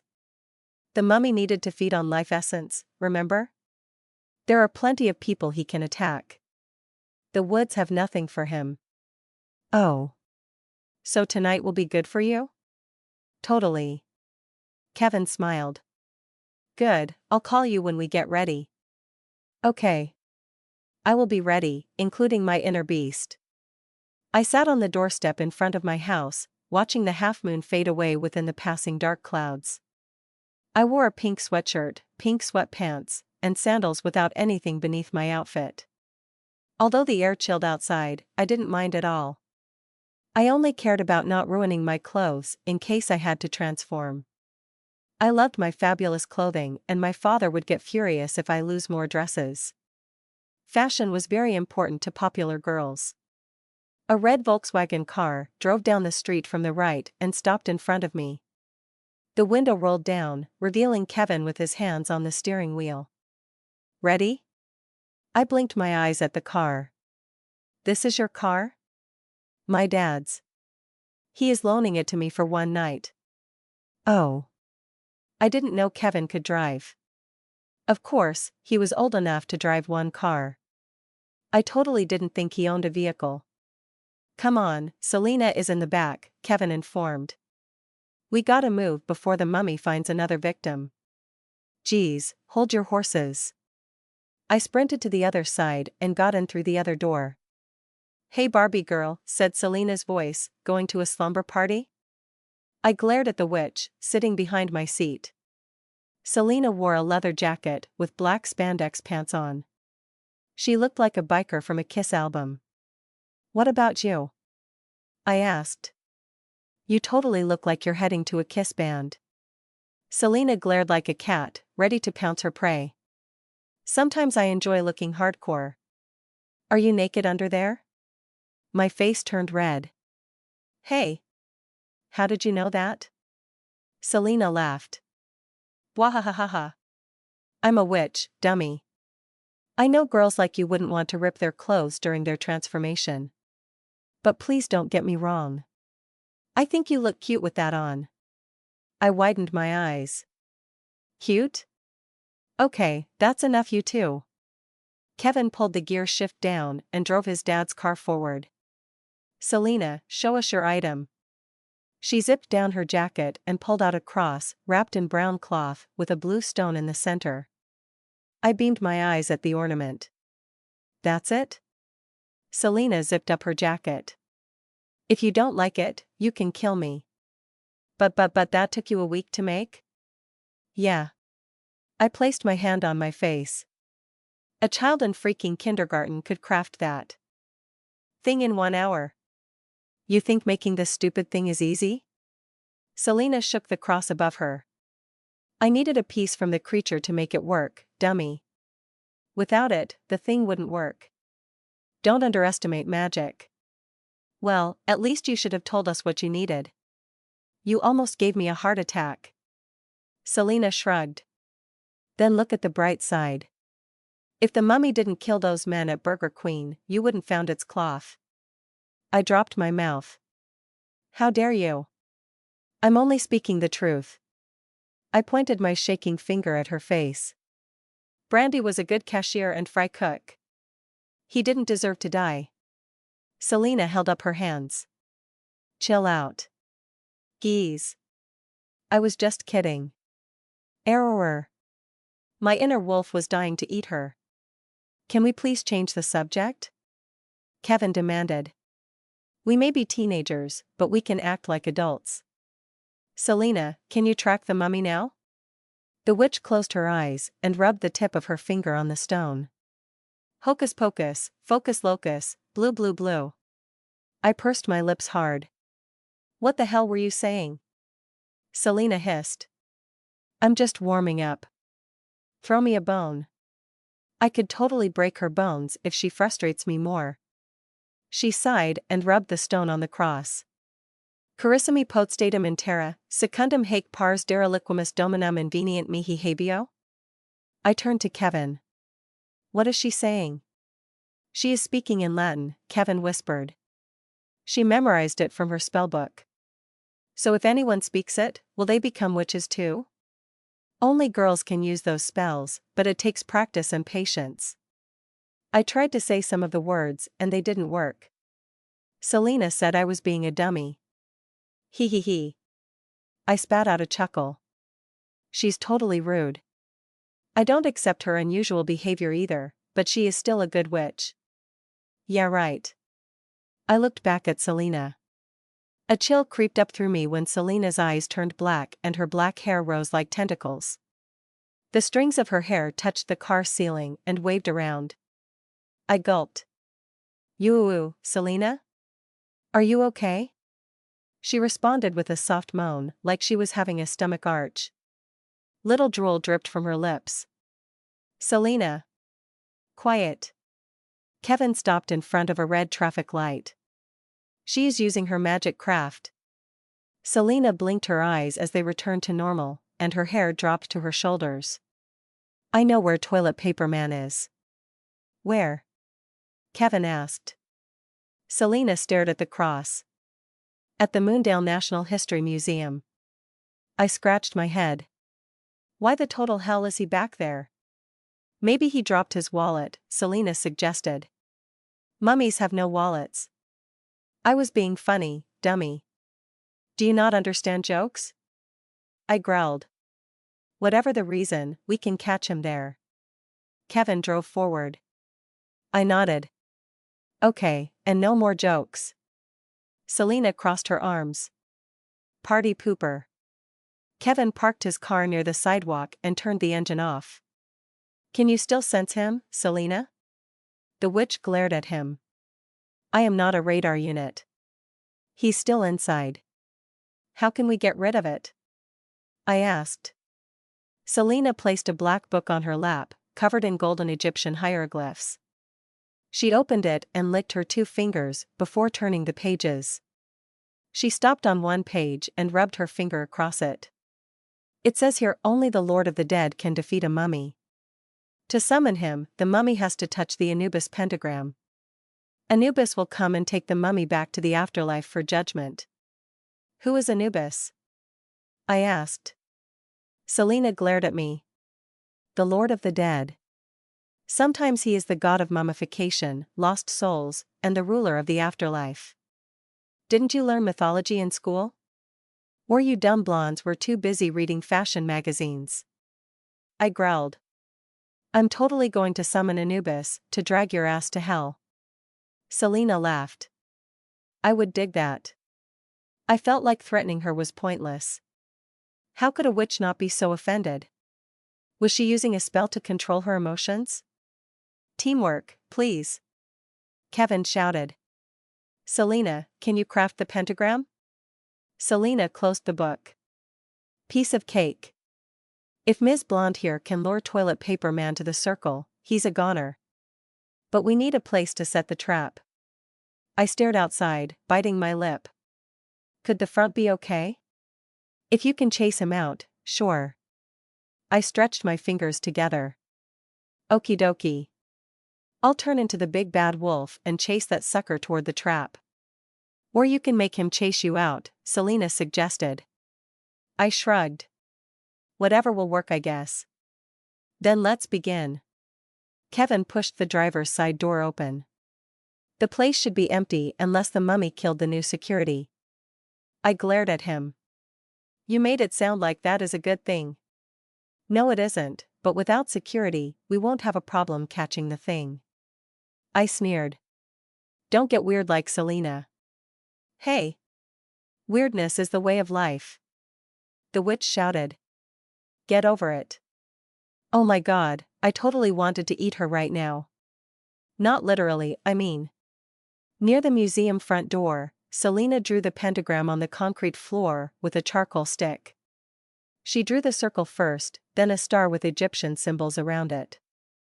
On the center of the star, she drew an eye as the last touch. It is done. She rose toward me. Now you must drag the mummy to the pentagram. Okay, but what if he runs out the other way? I asked, pointing her thumb at the museum. Selena rubbed her head, smudging ashes of charcoal on her forehead. Keep chasing his butt until you can knock him out.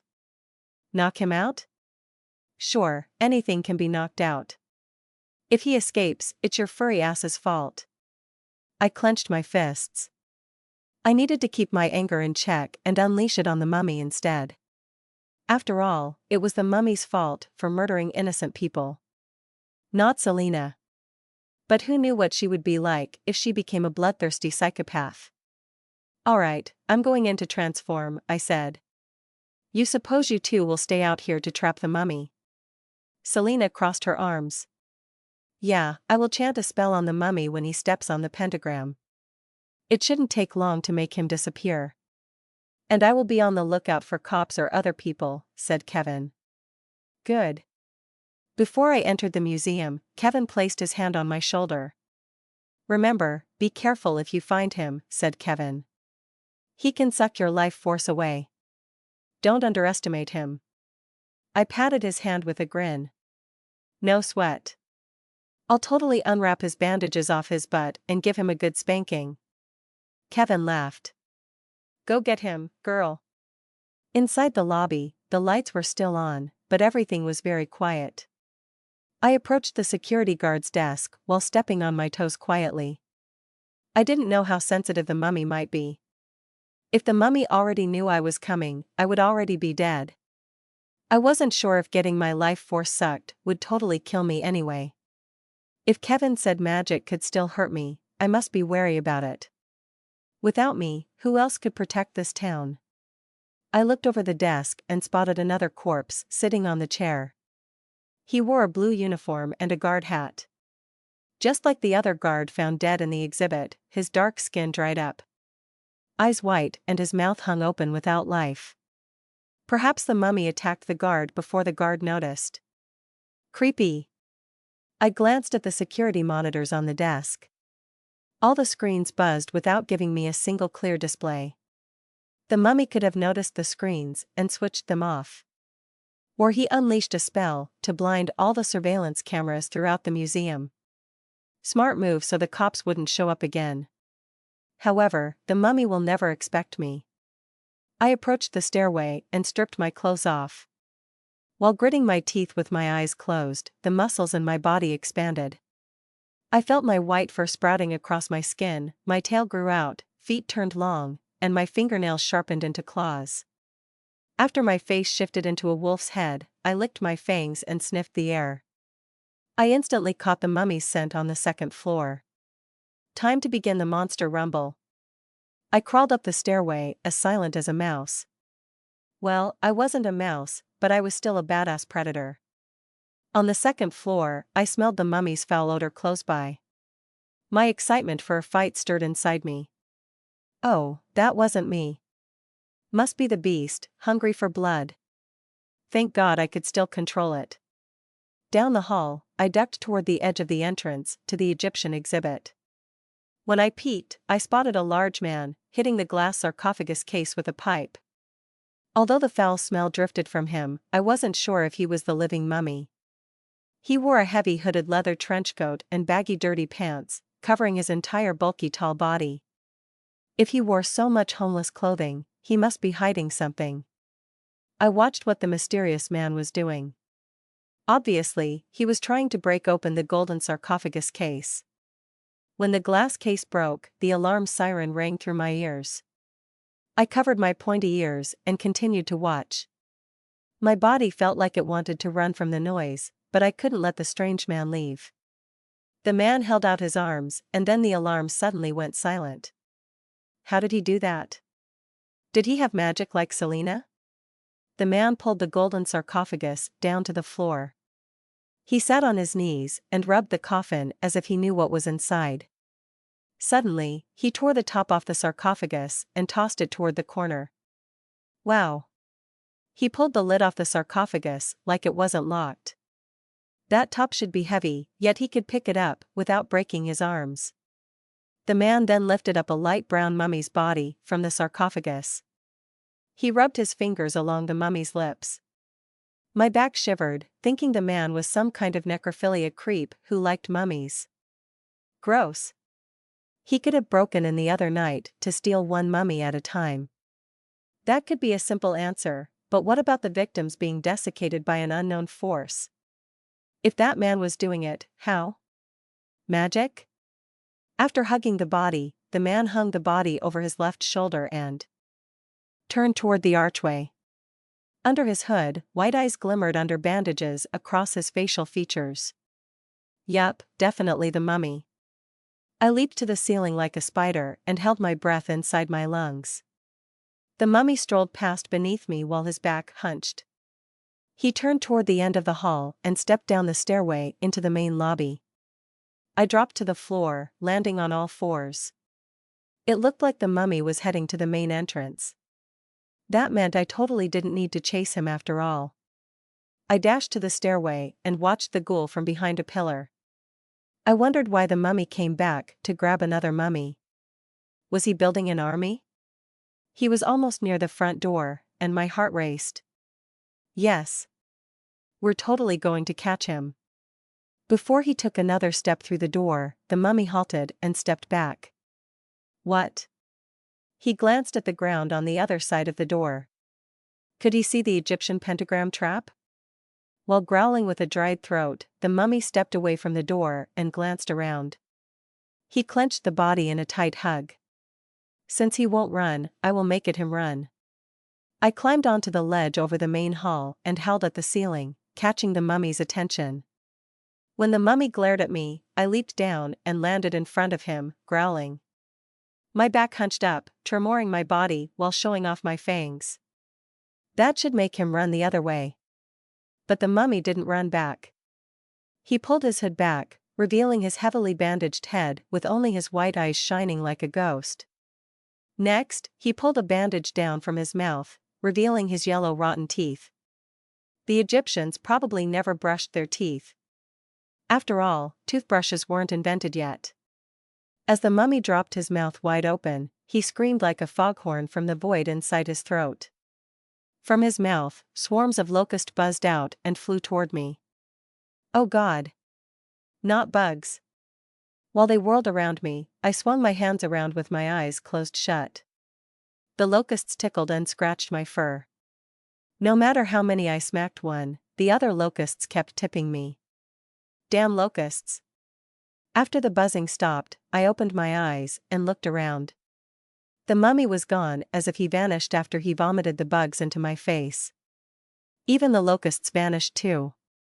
Goddamn illusions. Kevin and Selena rushed into the main hall. What happened? Did you get him? Kevin asked. Since I couldn't speak, I only held my palms up and shook my head.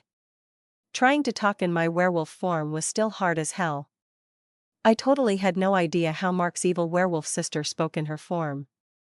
If that'd take years of practice, I am totally so far behind. We saw him walking away from my trap, said Selena. I guessed his brain isn't rotten like the rest of his moving corpse. Kevin glanced at me. Did you see where he went? I only shook my head again. Geez, I wished I had my human vocal cords back. Being a muted beast girl was so frustrating to me. Don't worry. Selena held up her magical tracker. I can still use this thing. Toilet paper man shouldn't be far. Outside, red and blue lights flashed as two sirens echoed. Crap. The cops are coming. Kevin shouted. Selena pointed her finger over my shoulder. Through the back. We can escape through there. I nodded, grabbed my clothes, and I followed my friends to the emergency exit. I am too young to go to prison, or the dog pound. At Mickey's barbecue grill, I couldn't stop munching on buffalo wings at the dining table. I shuddered each piece and stuffed them into my mouth. The spicy honey sauce taste fueled my appetite. Horny and hungry at the same time. Kevin and Selena watched my animalistic eating habits in horror. I bet they would totally barf all over the table if they ordered food. Sucks for them. After I finished the last wing, I burped like a hippopotamus. Oh my God. That was totally good. Since I changed back to normal, I lost all my calories in my body. The hunger begged me to eat as soon as possible, or else I wouldn't last for the rest of the night. Mickey's barbecue grill wasn't too far from the museum. It has plenty of meat to satisfy my inner beast. Ugh. I licked my fingers. I want another basket. You ate like 10 servings already, Selena mentioned. One more. That's totally it.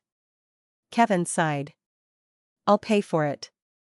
He turned to the left and raised his finger up toward an approaching waitress. One more basket of buffalo wings, please.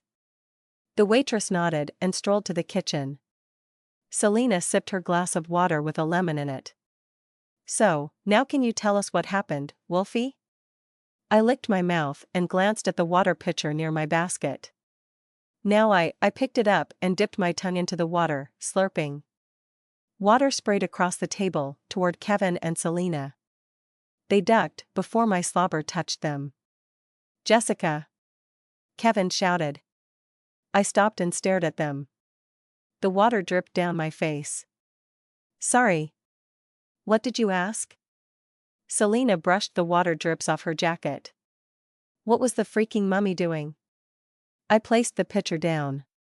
Ooh yeah, it was totally weird. The mummy returned to steal another mummy from the other sarcophagus. Which one? Kevin asked. The golden one, I think. He left the other behind. When I confronted him, he vomited bugs into my face and vanished. So totally gross. Interesting he avoided my trap. Selena picked an ice cube from her glass and slipped it into her mouth, sucking on it. If he is smart, he could be powerful. Did you check which coffin he opened? Kevin asked.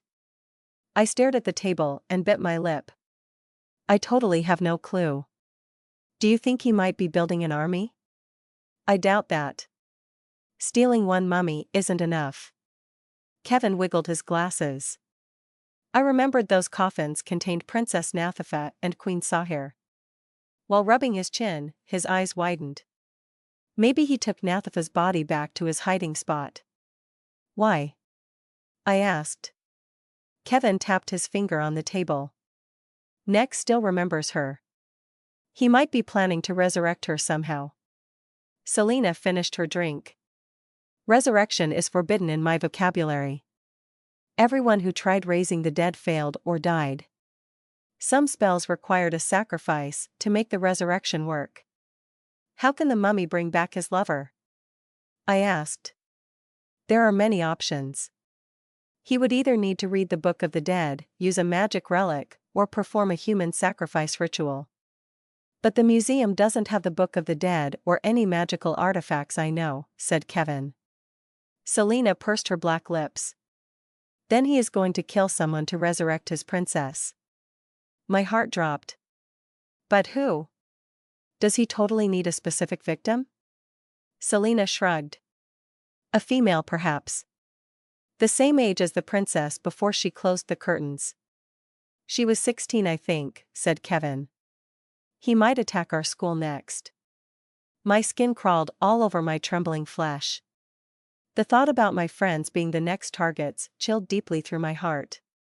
Would they become raisins like the previous victims, or face a worse type of death? We should keep an eye on the school. What if he attacks somewhere else? Kevin asked.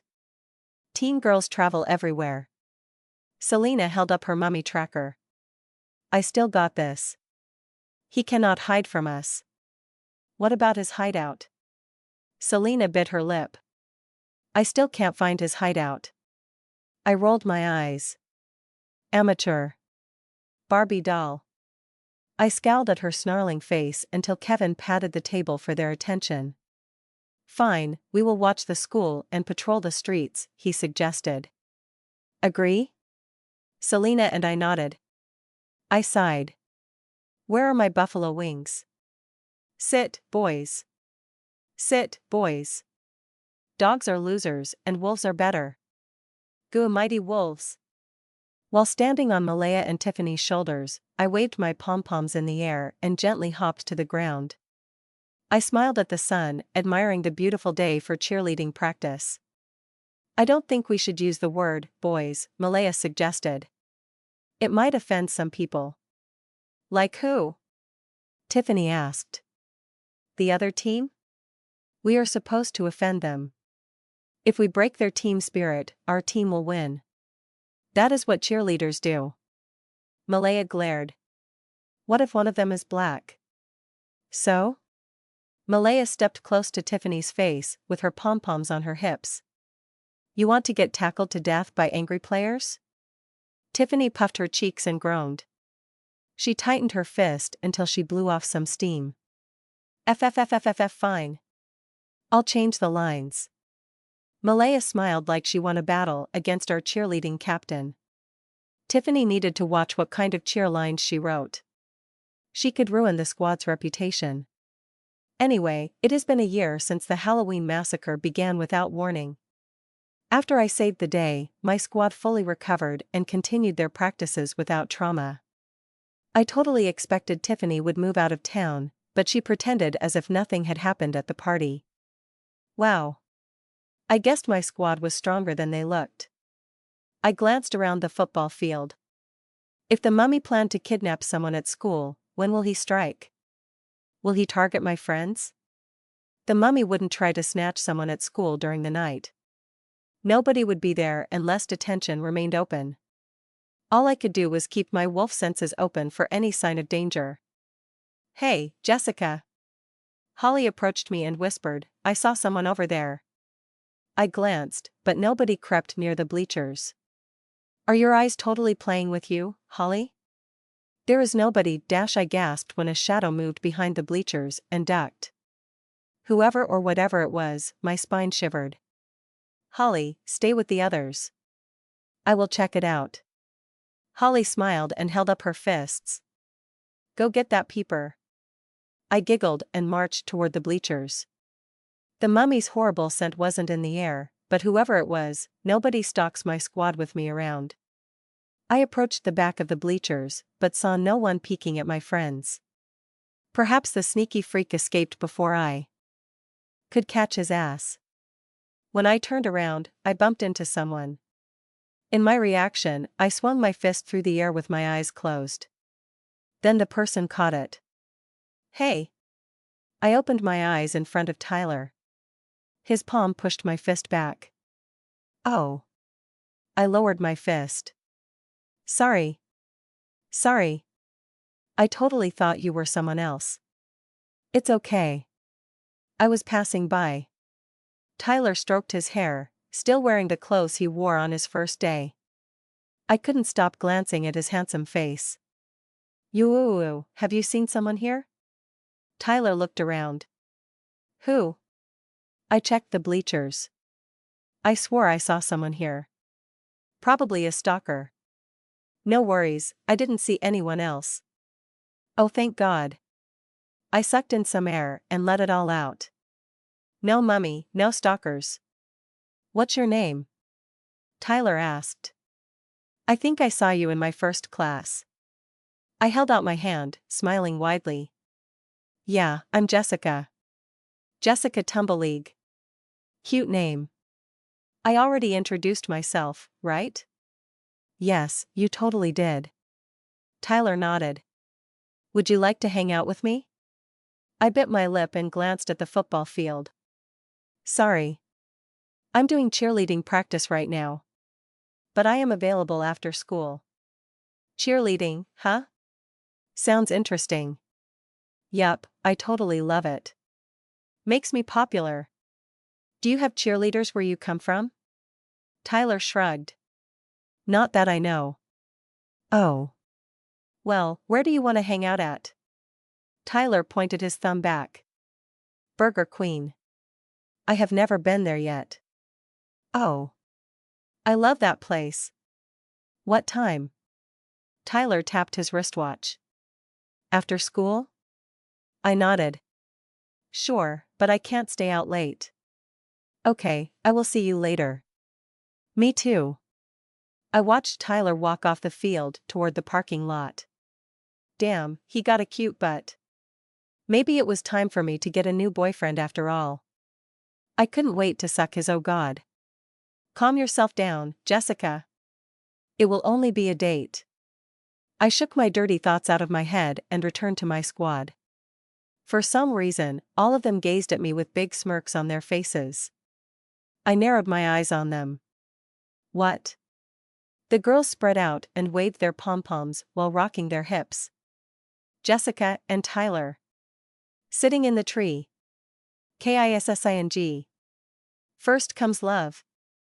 Then comes marriage. Then comes the baby, pooping all over the place. Goo Jessica." The girls laughed, but I only crossed my arms and rolled my eyes. Totally immature. I stood under a tree near the parking lot, while a mop of students rushed out of the school building. Good thing she got out early. I already called Dad to let him know I will meet a friend after school. He told me to be home before dark as usual. He didn't sound worried at all. Maybe because he worked a lot. But Dad knew I could handle myself with my self-defense skills. If anyone tried to touch me, their fingers will not be the only things they will lose. From the crowd, Kevin showed up. "What's up? Did you find anything?" I shook my head. "No, well. I thought I saw something." Somebody was totally watching my squad.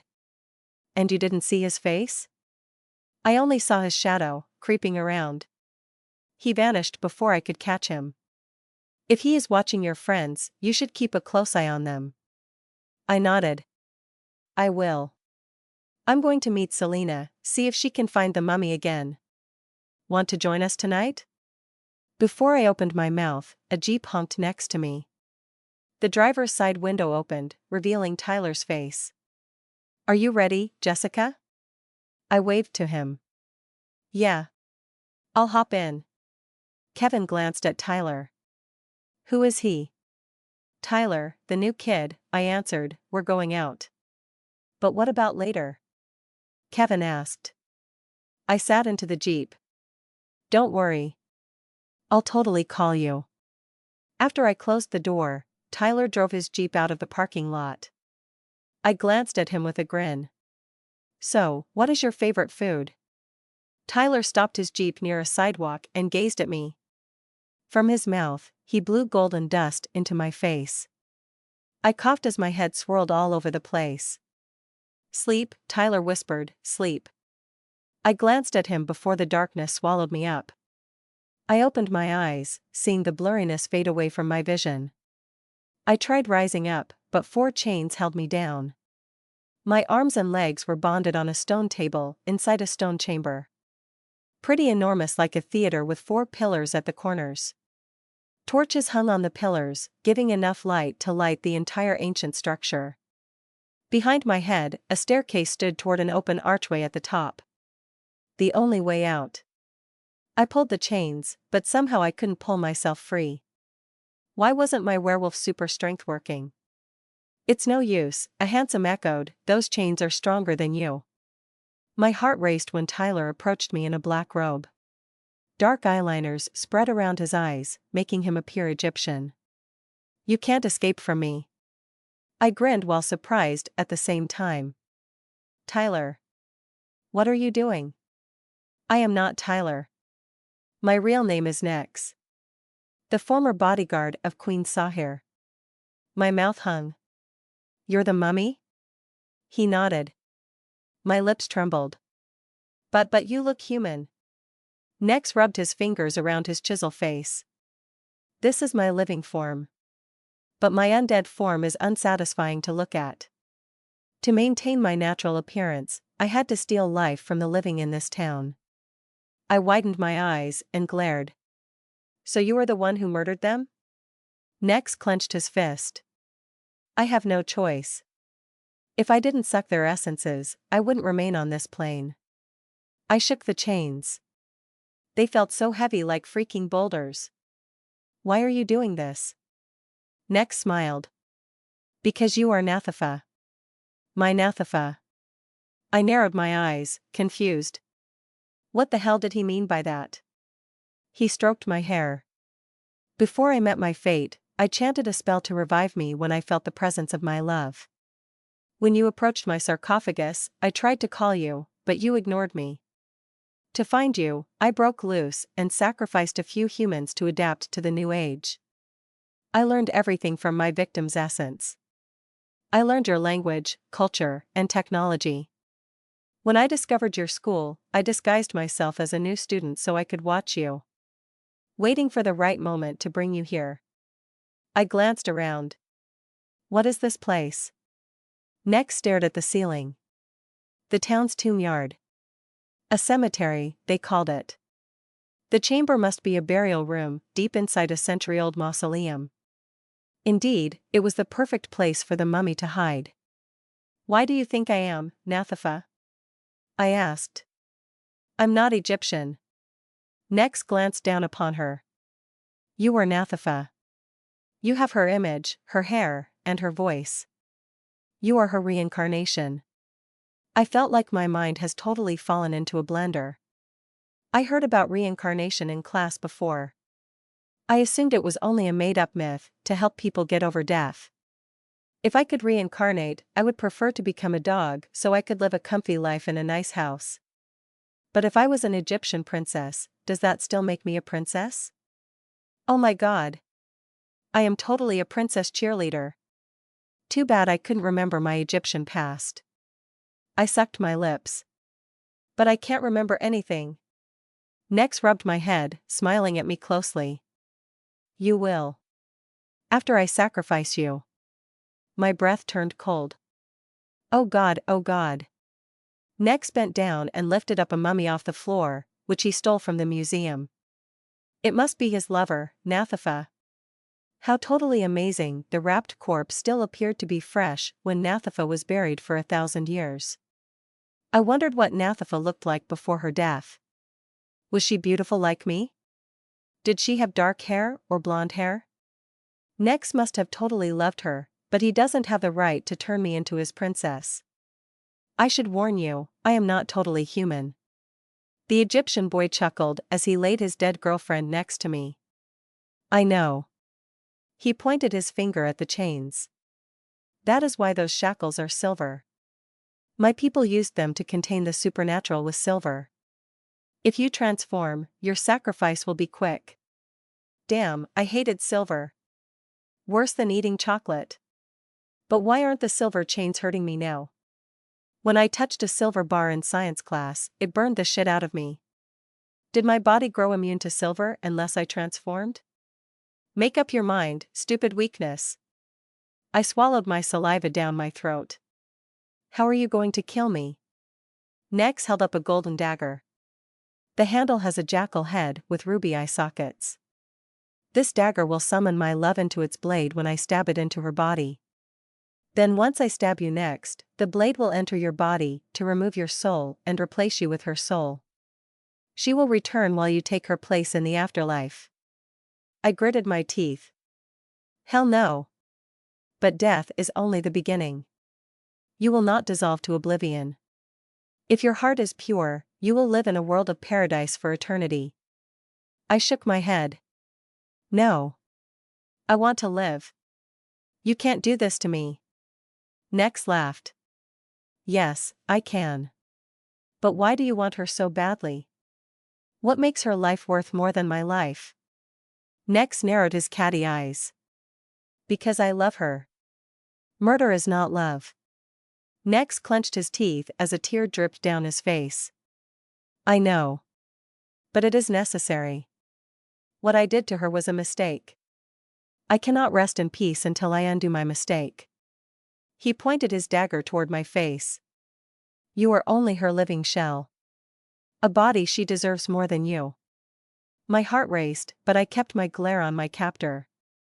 Do you totally think Nathafa will accept you killing an innocent girl? Nex glanced at Nathafa's body. He rubbed his hand across her bandaged face. After he sniffed, he glared back at me. After I resurrect her, she will have no choice. He closed his eyes and held the dagger against his chest. While clenching the dagger, he mumbled in strange words, probably chanting an Egyptian spell. I still couldn't move. What else could I do? Nex held his dagger over Nathafa's body and plunged the blade into the mummy's chest while chanting the spell. The blade glowed yellow, like a candlelight, and moaning a voice entered the dagger. Could that be Nathafa? He must needed the body to draw Nathafa's soul back from the afterlife.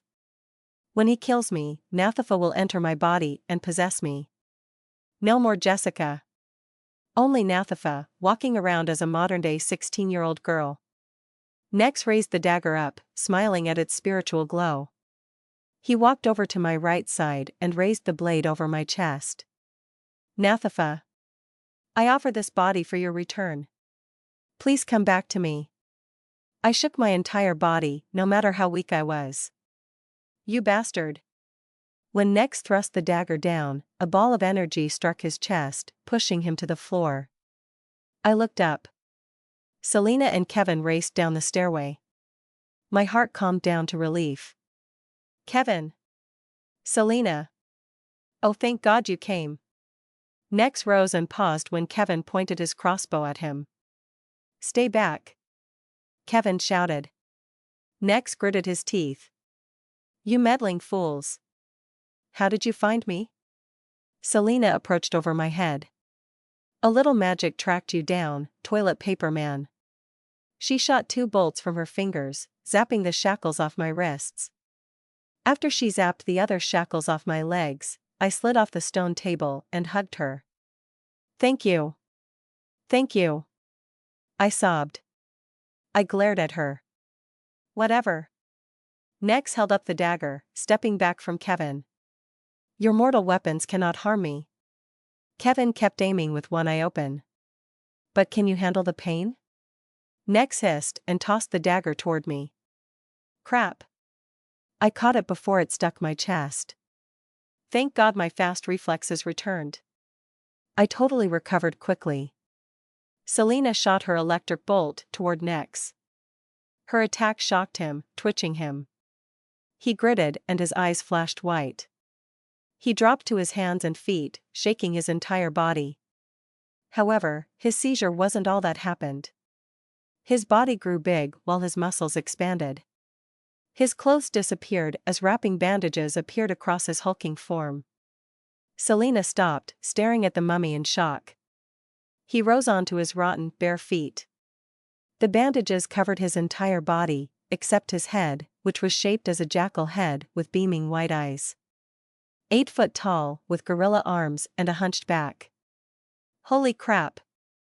He was a werjackal. A mummy werjackal. And I couldn't believe I almost went on a date with that thing.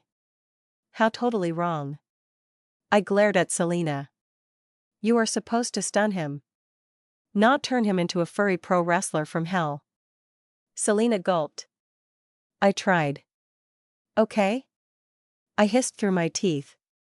I guessed I should transform too, or else nobody will survive. The mummy werjackal jumped onto the stone table and roared at the ceiling like an angry hound. His violent roar tremored through my bones. How totally terrifying, but I won't fear him for long. You set up the pentagram while I distract him, I whispered to Selena and Kevin. Kevin patted my shoulder. We'll work fast. Hell yeah, Selena added in a low tone. I nodded and handed the dagger to Selena. It still glowed, meaning Nathafa's soul was still inside. Maybe Selena could release the princess's poor soul after we deal with the mummy. I sprinted toward the corner and waved my arms at the undead beast. Hey! You want me? Come and get me. The mummy werjackal turned toward me and marched as he snarled. If he stays focused on me, my friends could finish the symbol without total delay. I removed my shoes and morphed myself. White fur grew everywhere while my muscles expanded and my head stretched into a wolf head. My cheerleading uniform remained on me, although parts of the fabric ripped a bit. At least I didn't go naked in front of my friends. After my white bushy tail grew out, I held at the ceiling, standing half as tall as the mummy. He still rose bigger than me, but no fear of thought chilled my body. Werewolves don't fear anything. The mummy werjackal held out his large arms and roared. Like me, he probably couldn't speak, and murder was totally on his mind. I did the same thing, holding out my arms and roared, signaling our monster battle. Nex lowered his arms and charged. He threw his large fist, but I jumped back and kicked his narrow face. My kick only pushed him back while he stayed on his long feet. He must be totally as strong as me in his beast form. I landed and leaped toward the mummy werjackal. He stretched out a bandage from his arm and whipped it toward me. Ouch! His bandage smacked my snort, knocking me to the floor. Damn! It whacked me like a metal measuring tape. He must have used magic to make his bandages hard. Well then, I was ready to give him back the pain. I jumped back on my feet and charged on all fours. Nex whipped 2 wraps toward me from his arms. This time I grabbed both wraps and yanked them, pulling the mummy werjackal toward me. He flew toward me and whack. My head slammed into his chest, knocking out his cold dead breath. When his back landed on the ground, I landed on top of him. I slashed his chest, scraping through his raw flesh as if it was paper. He roared in pain and grabbed both my arms. He stretched my arms out as he raised his upper body up. Then he rolled back, tossing me through the air. I crashed against the stone table, rocking it, which frightened Kevin and Selena. But they continued drawing the pentagram with blood. I rose, feeling my head swirling. It took me a few moments to realize long bandages were wrapped around me. Then the bandage lifted me off the floor. Nex used his bandages like they were freaking tentacles. He chuckled and slammed me into the stone wall. My entire body rocked in pain.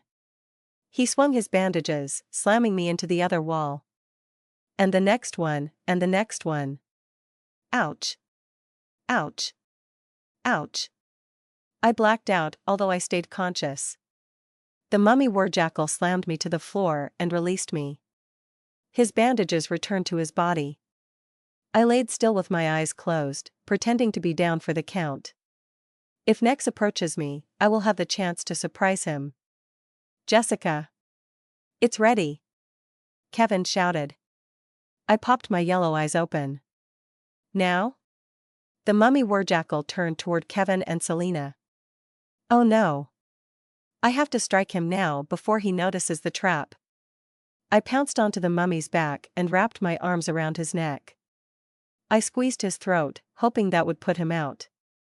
However, he charged backwards and slammed me against the wall. My lungs exploded as my back cracked. He slammed me again until he dashed forward and swung me over his head. My back hit the floor. The agony burned through my muscles like wildfire. That jerk can keep hurting me, but I will always get back up. Thank God I wasn't human. While my body recovered, the mummy warjackal pulled the shiver shackles off the stone table. He pulled me up on my knees and wrapped the chain around my throat. I moaned, feeling the shiver roast my throat. I couldn't pull it without melting my fingers off.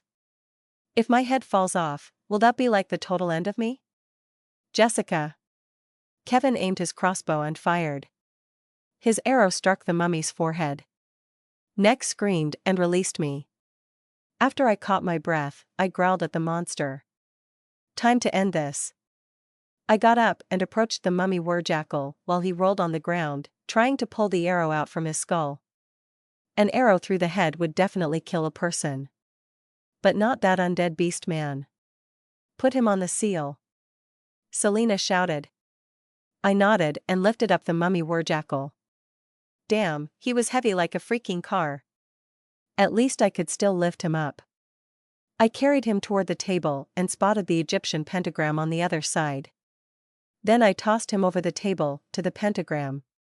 His butt landed on it, but, He rose and growled at me.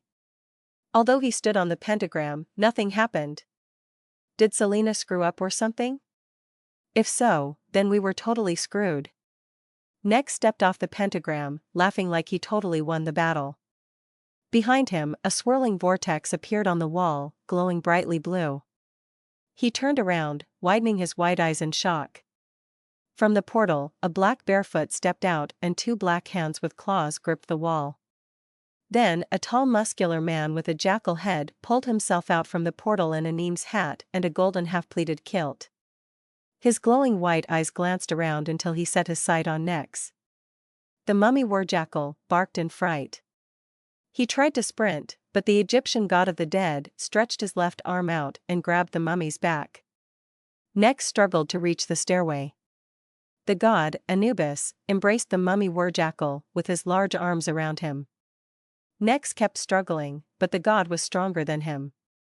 The undead beast already met his fate. While holding Nex, Anubis stepped backward into the portal. Nex held out his hands, trying to reach me, begging them to help him. My friends and I did nothing. Like, why should we help him after what he tried to do? Even if he tried to help, I totally don't believe Anubis will allow it. Once you get damned, you're totally damned. Nex dropped his arms when he glanced at the glowing golden dagger in Selena's right hand. Nathafa. Those were his last words before Anubis pulled him into the vortex. And then the portal to the afterlife vanished. I gruffed with my friend's sigh. That was close. Kevin said. I glanced at the dagger. It was shaking. Selena noticed it too and dropped it. The blade hit the floor and projected a shining golden radiance. In the light, a ghostly figure appeared before our eyes. Wow! She looked like a human me, with a beautiful Egyptian white dress on. She must be Princess Nathafa. No wonder Nex thought I was her. The princess opened her eyes and smiled at us. Thank you for stopping him. Now we can be together in the afterlife. I was a little surprised by the princess's response. Did she know what was going on the whole time? She probably knew her boyfriend was going to commit murder for the sake of returning her to life. Although she refused, she couldn't do anything about it. But my friends and I stopped him from doing the unthinkable. Princess Nathafa held out her arms with her eyes closed. Then she vanished as the light faded away. After I returned to my human form, I followed my friends up the stairway. My cheerleader uniform has torn fabric, but I could always buy a new uniform. How are you feeling, Jessica? Kevin asked. I blew my breath out. Exhausted. I'm totally taking a break from dating dudes. Kevin frowned, but he grinned a little. I guess that is for the best. We reached the second underground level, inside the crypt. It has more tomb walls and stone coffins between pillars, covered in cobwebs. The town built the mausoleum for noble families to bury their members apart from the other graves. Like typical rich people, they want their dead to feel special in fancy expensive tombs. Just like how the kings and queens get special treatment after death. Jessica and her friend sat on a stone bench, resting for a bit. So Tyler was the mummy after all, said Kevin. I knew it felt strange when a new kid arrived since the mummy escaped. None of us could tell, nerd boy, said Selena. Magic was keeping him sealed from attention. Even I wouldn't tell if I met him. I licked my lips. No wonder I totally couldn't smell his scent from his human form. And I fell for him like a total idiot. Kevin rubbed my back. It's not your fault. But it's a good thing Selena can track him. The witch held up 2 fingers as she grinned. You're welcome. I nodded with a little smile. Yeah, I'm still glad I totally have you guys on my back. I might be a powerful creature now, but the mummy proved I can't track everything. Everything has their limits, said Kevin. You shouldn't feel ashamed about that. Yeah. Remember Princess Nathafa's ghost? She totally looked like me. She's your ancestor, Barbie girl, said Selena. But I thought I was her reincarnation. How could she be in the afterlife while I am here? Selena shrugged. You could be wrong. Ancestry has nothing to do with reincarnation. You only have her bloodline. Excitement boiled inside me. I am totally a princess. I totally need to check out my ancestry tree records. I want the whole world to know about my royal blood. Selena laughed. Nobody will care. Your kingdom is gone and buried under the sands. You are the princess of nothing. We'll see. Jessica yawned. I better get home before I pass out. Me too. Kevin got up and strolled up the next stairway. The first floor has the exit past a corridor, lined with rows of tomb drawers. To my surprise, orange light glimmered from the open doorway. I must been unconscious all night before the mummy tried to sacrifice me, or I could transform in dark places. Whatever. The morning air breezed through my face outside with my friends. Tall gravestones stood everywhere among the tall grass and beneath skeleton trees. If the sky was still dark, the cemetery would be spooky. Not a good place for teenagers to make out. Hee hee hee. I smiled at the beautiful sun rising over the forest mountains. Another peaceful day, until another monster comes. A note from Miles Trombley, that is the last chapter of Book 3. I will make plans for the next book, but I will take a break while I work on my other projects. I hoped you enjoyed the Werewolf Cheerleader so far. And have an early, happy Halloween. Excitement bubbled inside me as I pulled on my purple and white cheerleading uniform. Friday night meant one thing: pep rally time. I fluffed my blonde hair, slipped on my white sneakers, and grabbed my pom-poms. Holly burst into the locker room, already dressed and ready to go. Come on, Jessica. This isn't a fashion show. I know, I said, laughing. We rushed out of the locker room and onto the football field. The screaming fans packed the stands, the air thick with the smell of fried food, popcorn, and team spirit. My heart raced as our captain, Tiffany, stood up and bellowed, "Finally! Let's remind this crowd what we're made of." The squad took their places, and the music started. We kicked, twirled, and jumped to the beat, the crowd cheering us on. I could feel the energy coursing through my veins as I nailed every move. But then, disaster struck. One of the girls stumbled and nearly fell, throwing off the entire routine. The crowd went silent, and I could feel my stomach drop. But we didn't give up. We rallied together, picked up where we left off, and finished the routine with a flourish. The crowd erupted into applause, and I could feel the relief and pride coursing through me.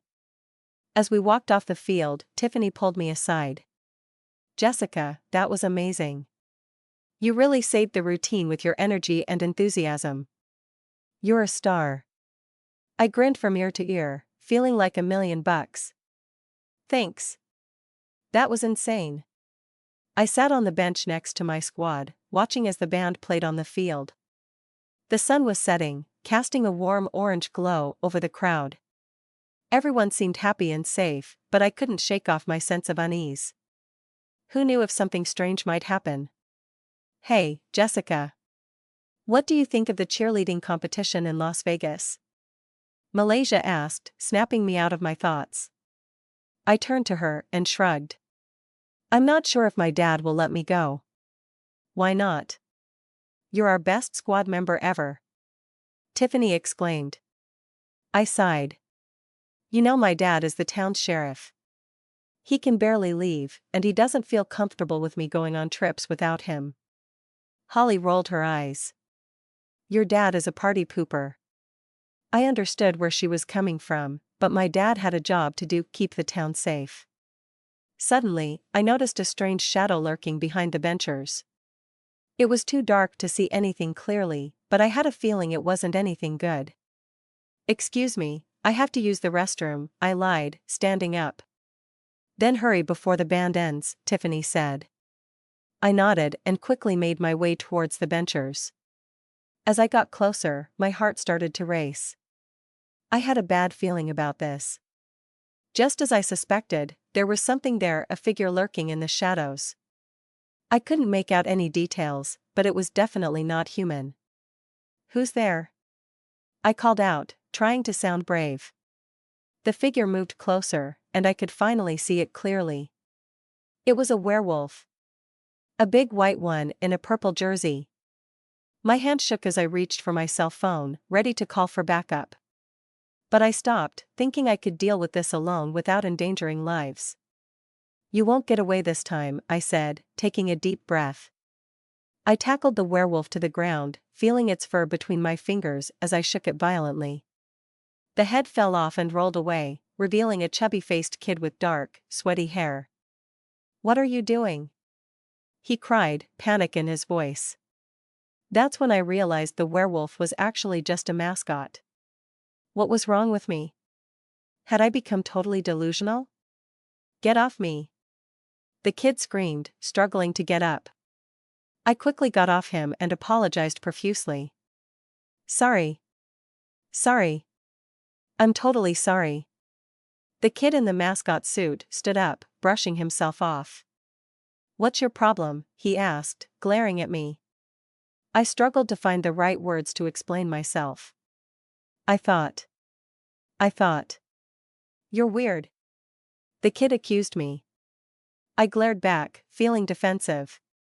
"Well, what are you totally doing here? Creeping around?" The kid just shook his head and put the werewolf head back on. "None of your beeswax," he shouted, walking away. "Weirdo," he yelled back at me over his shoulder. I watched him leave, feeling embarrassed and confused. Maybe it was PTSD or something. About 2 years ago, I had a boyfriend who turned out to be a werewolf. He turned me into a werewolf so I could become his mate, but when I rejected him, he turned berserk and attacked the town. Sadly, I had to put him down. During that time, his werewolf sister also attacked my friend's party at an isolated castle. Of course, I had to kill her too to protect my friends. And then there was the werjackal mummy who came to life at the museum and tried to transfer his dead girlfriend's soul into my body. No way in hell was I going to allow that to happen. Ever since I slayed the mummy, I've been on high alert for more monsters to appear. Maybe I'm being too cautious, or maybe my werewolf senses are clouding my judgment. But one thing's for sure, I'll do whatever it takes to protect my home. As we finished our performance, I could feel my heart pounding with excitement. The crowd erupted in cheers, and I couldn't help but smile ear to ear. I turned to my squad, and we all high-fived each other. The wolf mascot joined in, and we all laughed at his silly moves. As we walked off the field, I glimpsed the kid in the mascot suit walking away. I shrugged it off and followed my squad to the locker room. As we changed out of our uniforms, Tiffany said, "Great job, squad. We killed it out there." Everyone agreed and started chatting about the upcoming competitions. I couldn't help but feel like something was off. I tried to shake the feeling off, but my werewolf senses were tingling. I told the girls I was going to grab some water and would be right back. As I walked out of the locker room, I heard a strange noise coming from the equipment room. My curiosity got the best of me, and I followed the noise. As I got closer, the noise became louder, and I could hear growling. A note from Miles Trombley: "This will be the last Werewolf Cheerleader book. I will post the chapters daily in the afternoons except on the weekends. From April to May. I am also using ChatGPT to write my stories faster, and I am already ahead. I hope you will enjoy the final adventure of Jessica, Kevin, and Selena in this series." My heart was pounding in my chest as I approached the door to the equipment room. I took a deep breath, then slowly turned the handle and pushed it open. But I wasn't expecting to be greeted by a big, brown pit bulldog barking fiercely at me. I let out a shriek and jumped back, my heart racing even faster. Thankfully, someone had tied the dog to a chain, so it couldn't reach me. I took a deep breath and tried to calm myself down. That's when I heard a commotion behind me. I turned around to see an old black man in blue overalls and dark work pants rushing towards me, his face etched with panic. "Oh my goodness! Are you okay?" he exclaimed, clearly worried. I nodded, still a little shaken up. "Why is there a dog in the equipment room?" I asked, eyeing the canine warily.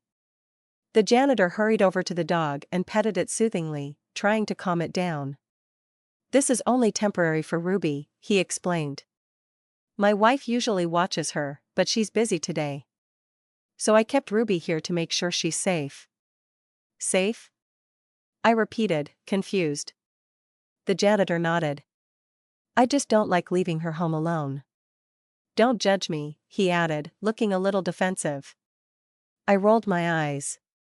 "Whatever," I muttered, already starting to walk away. At least the dog wasn't another werewolf, I thought to myself as I left the room behind me.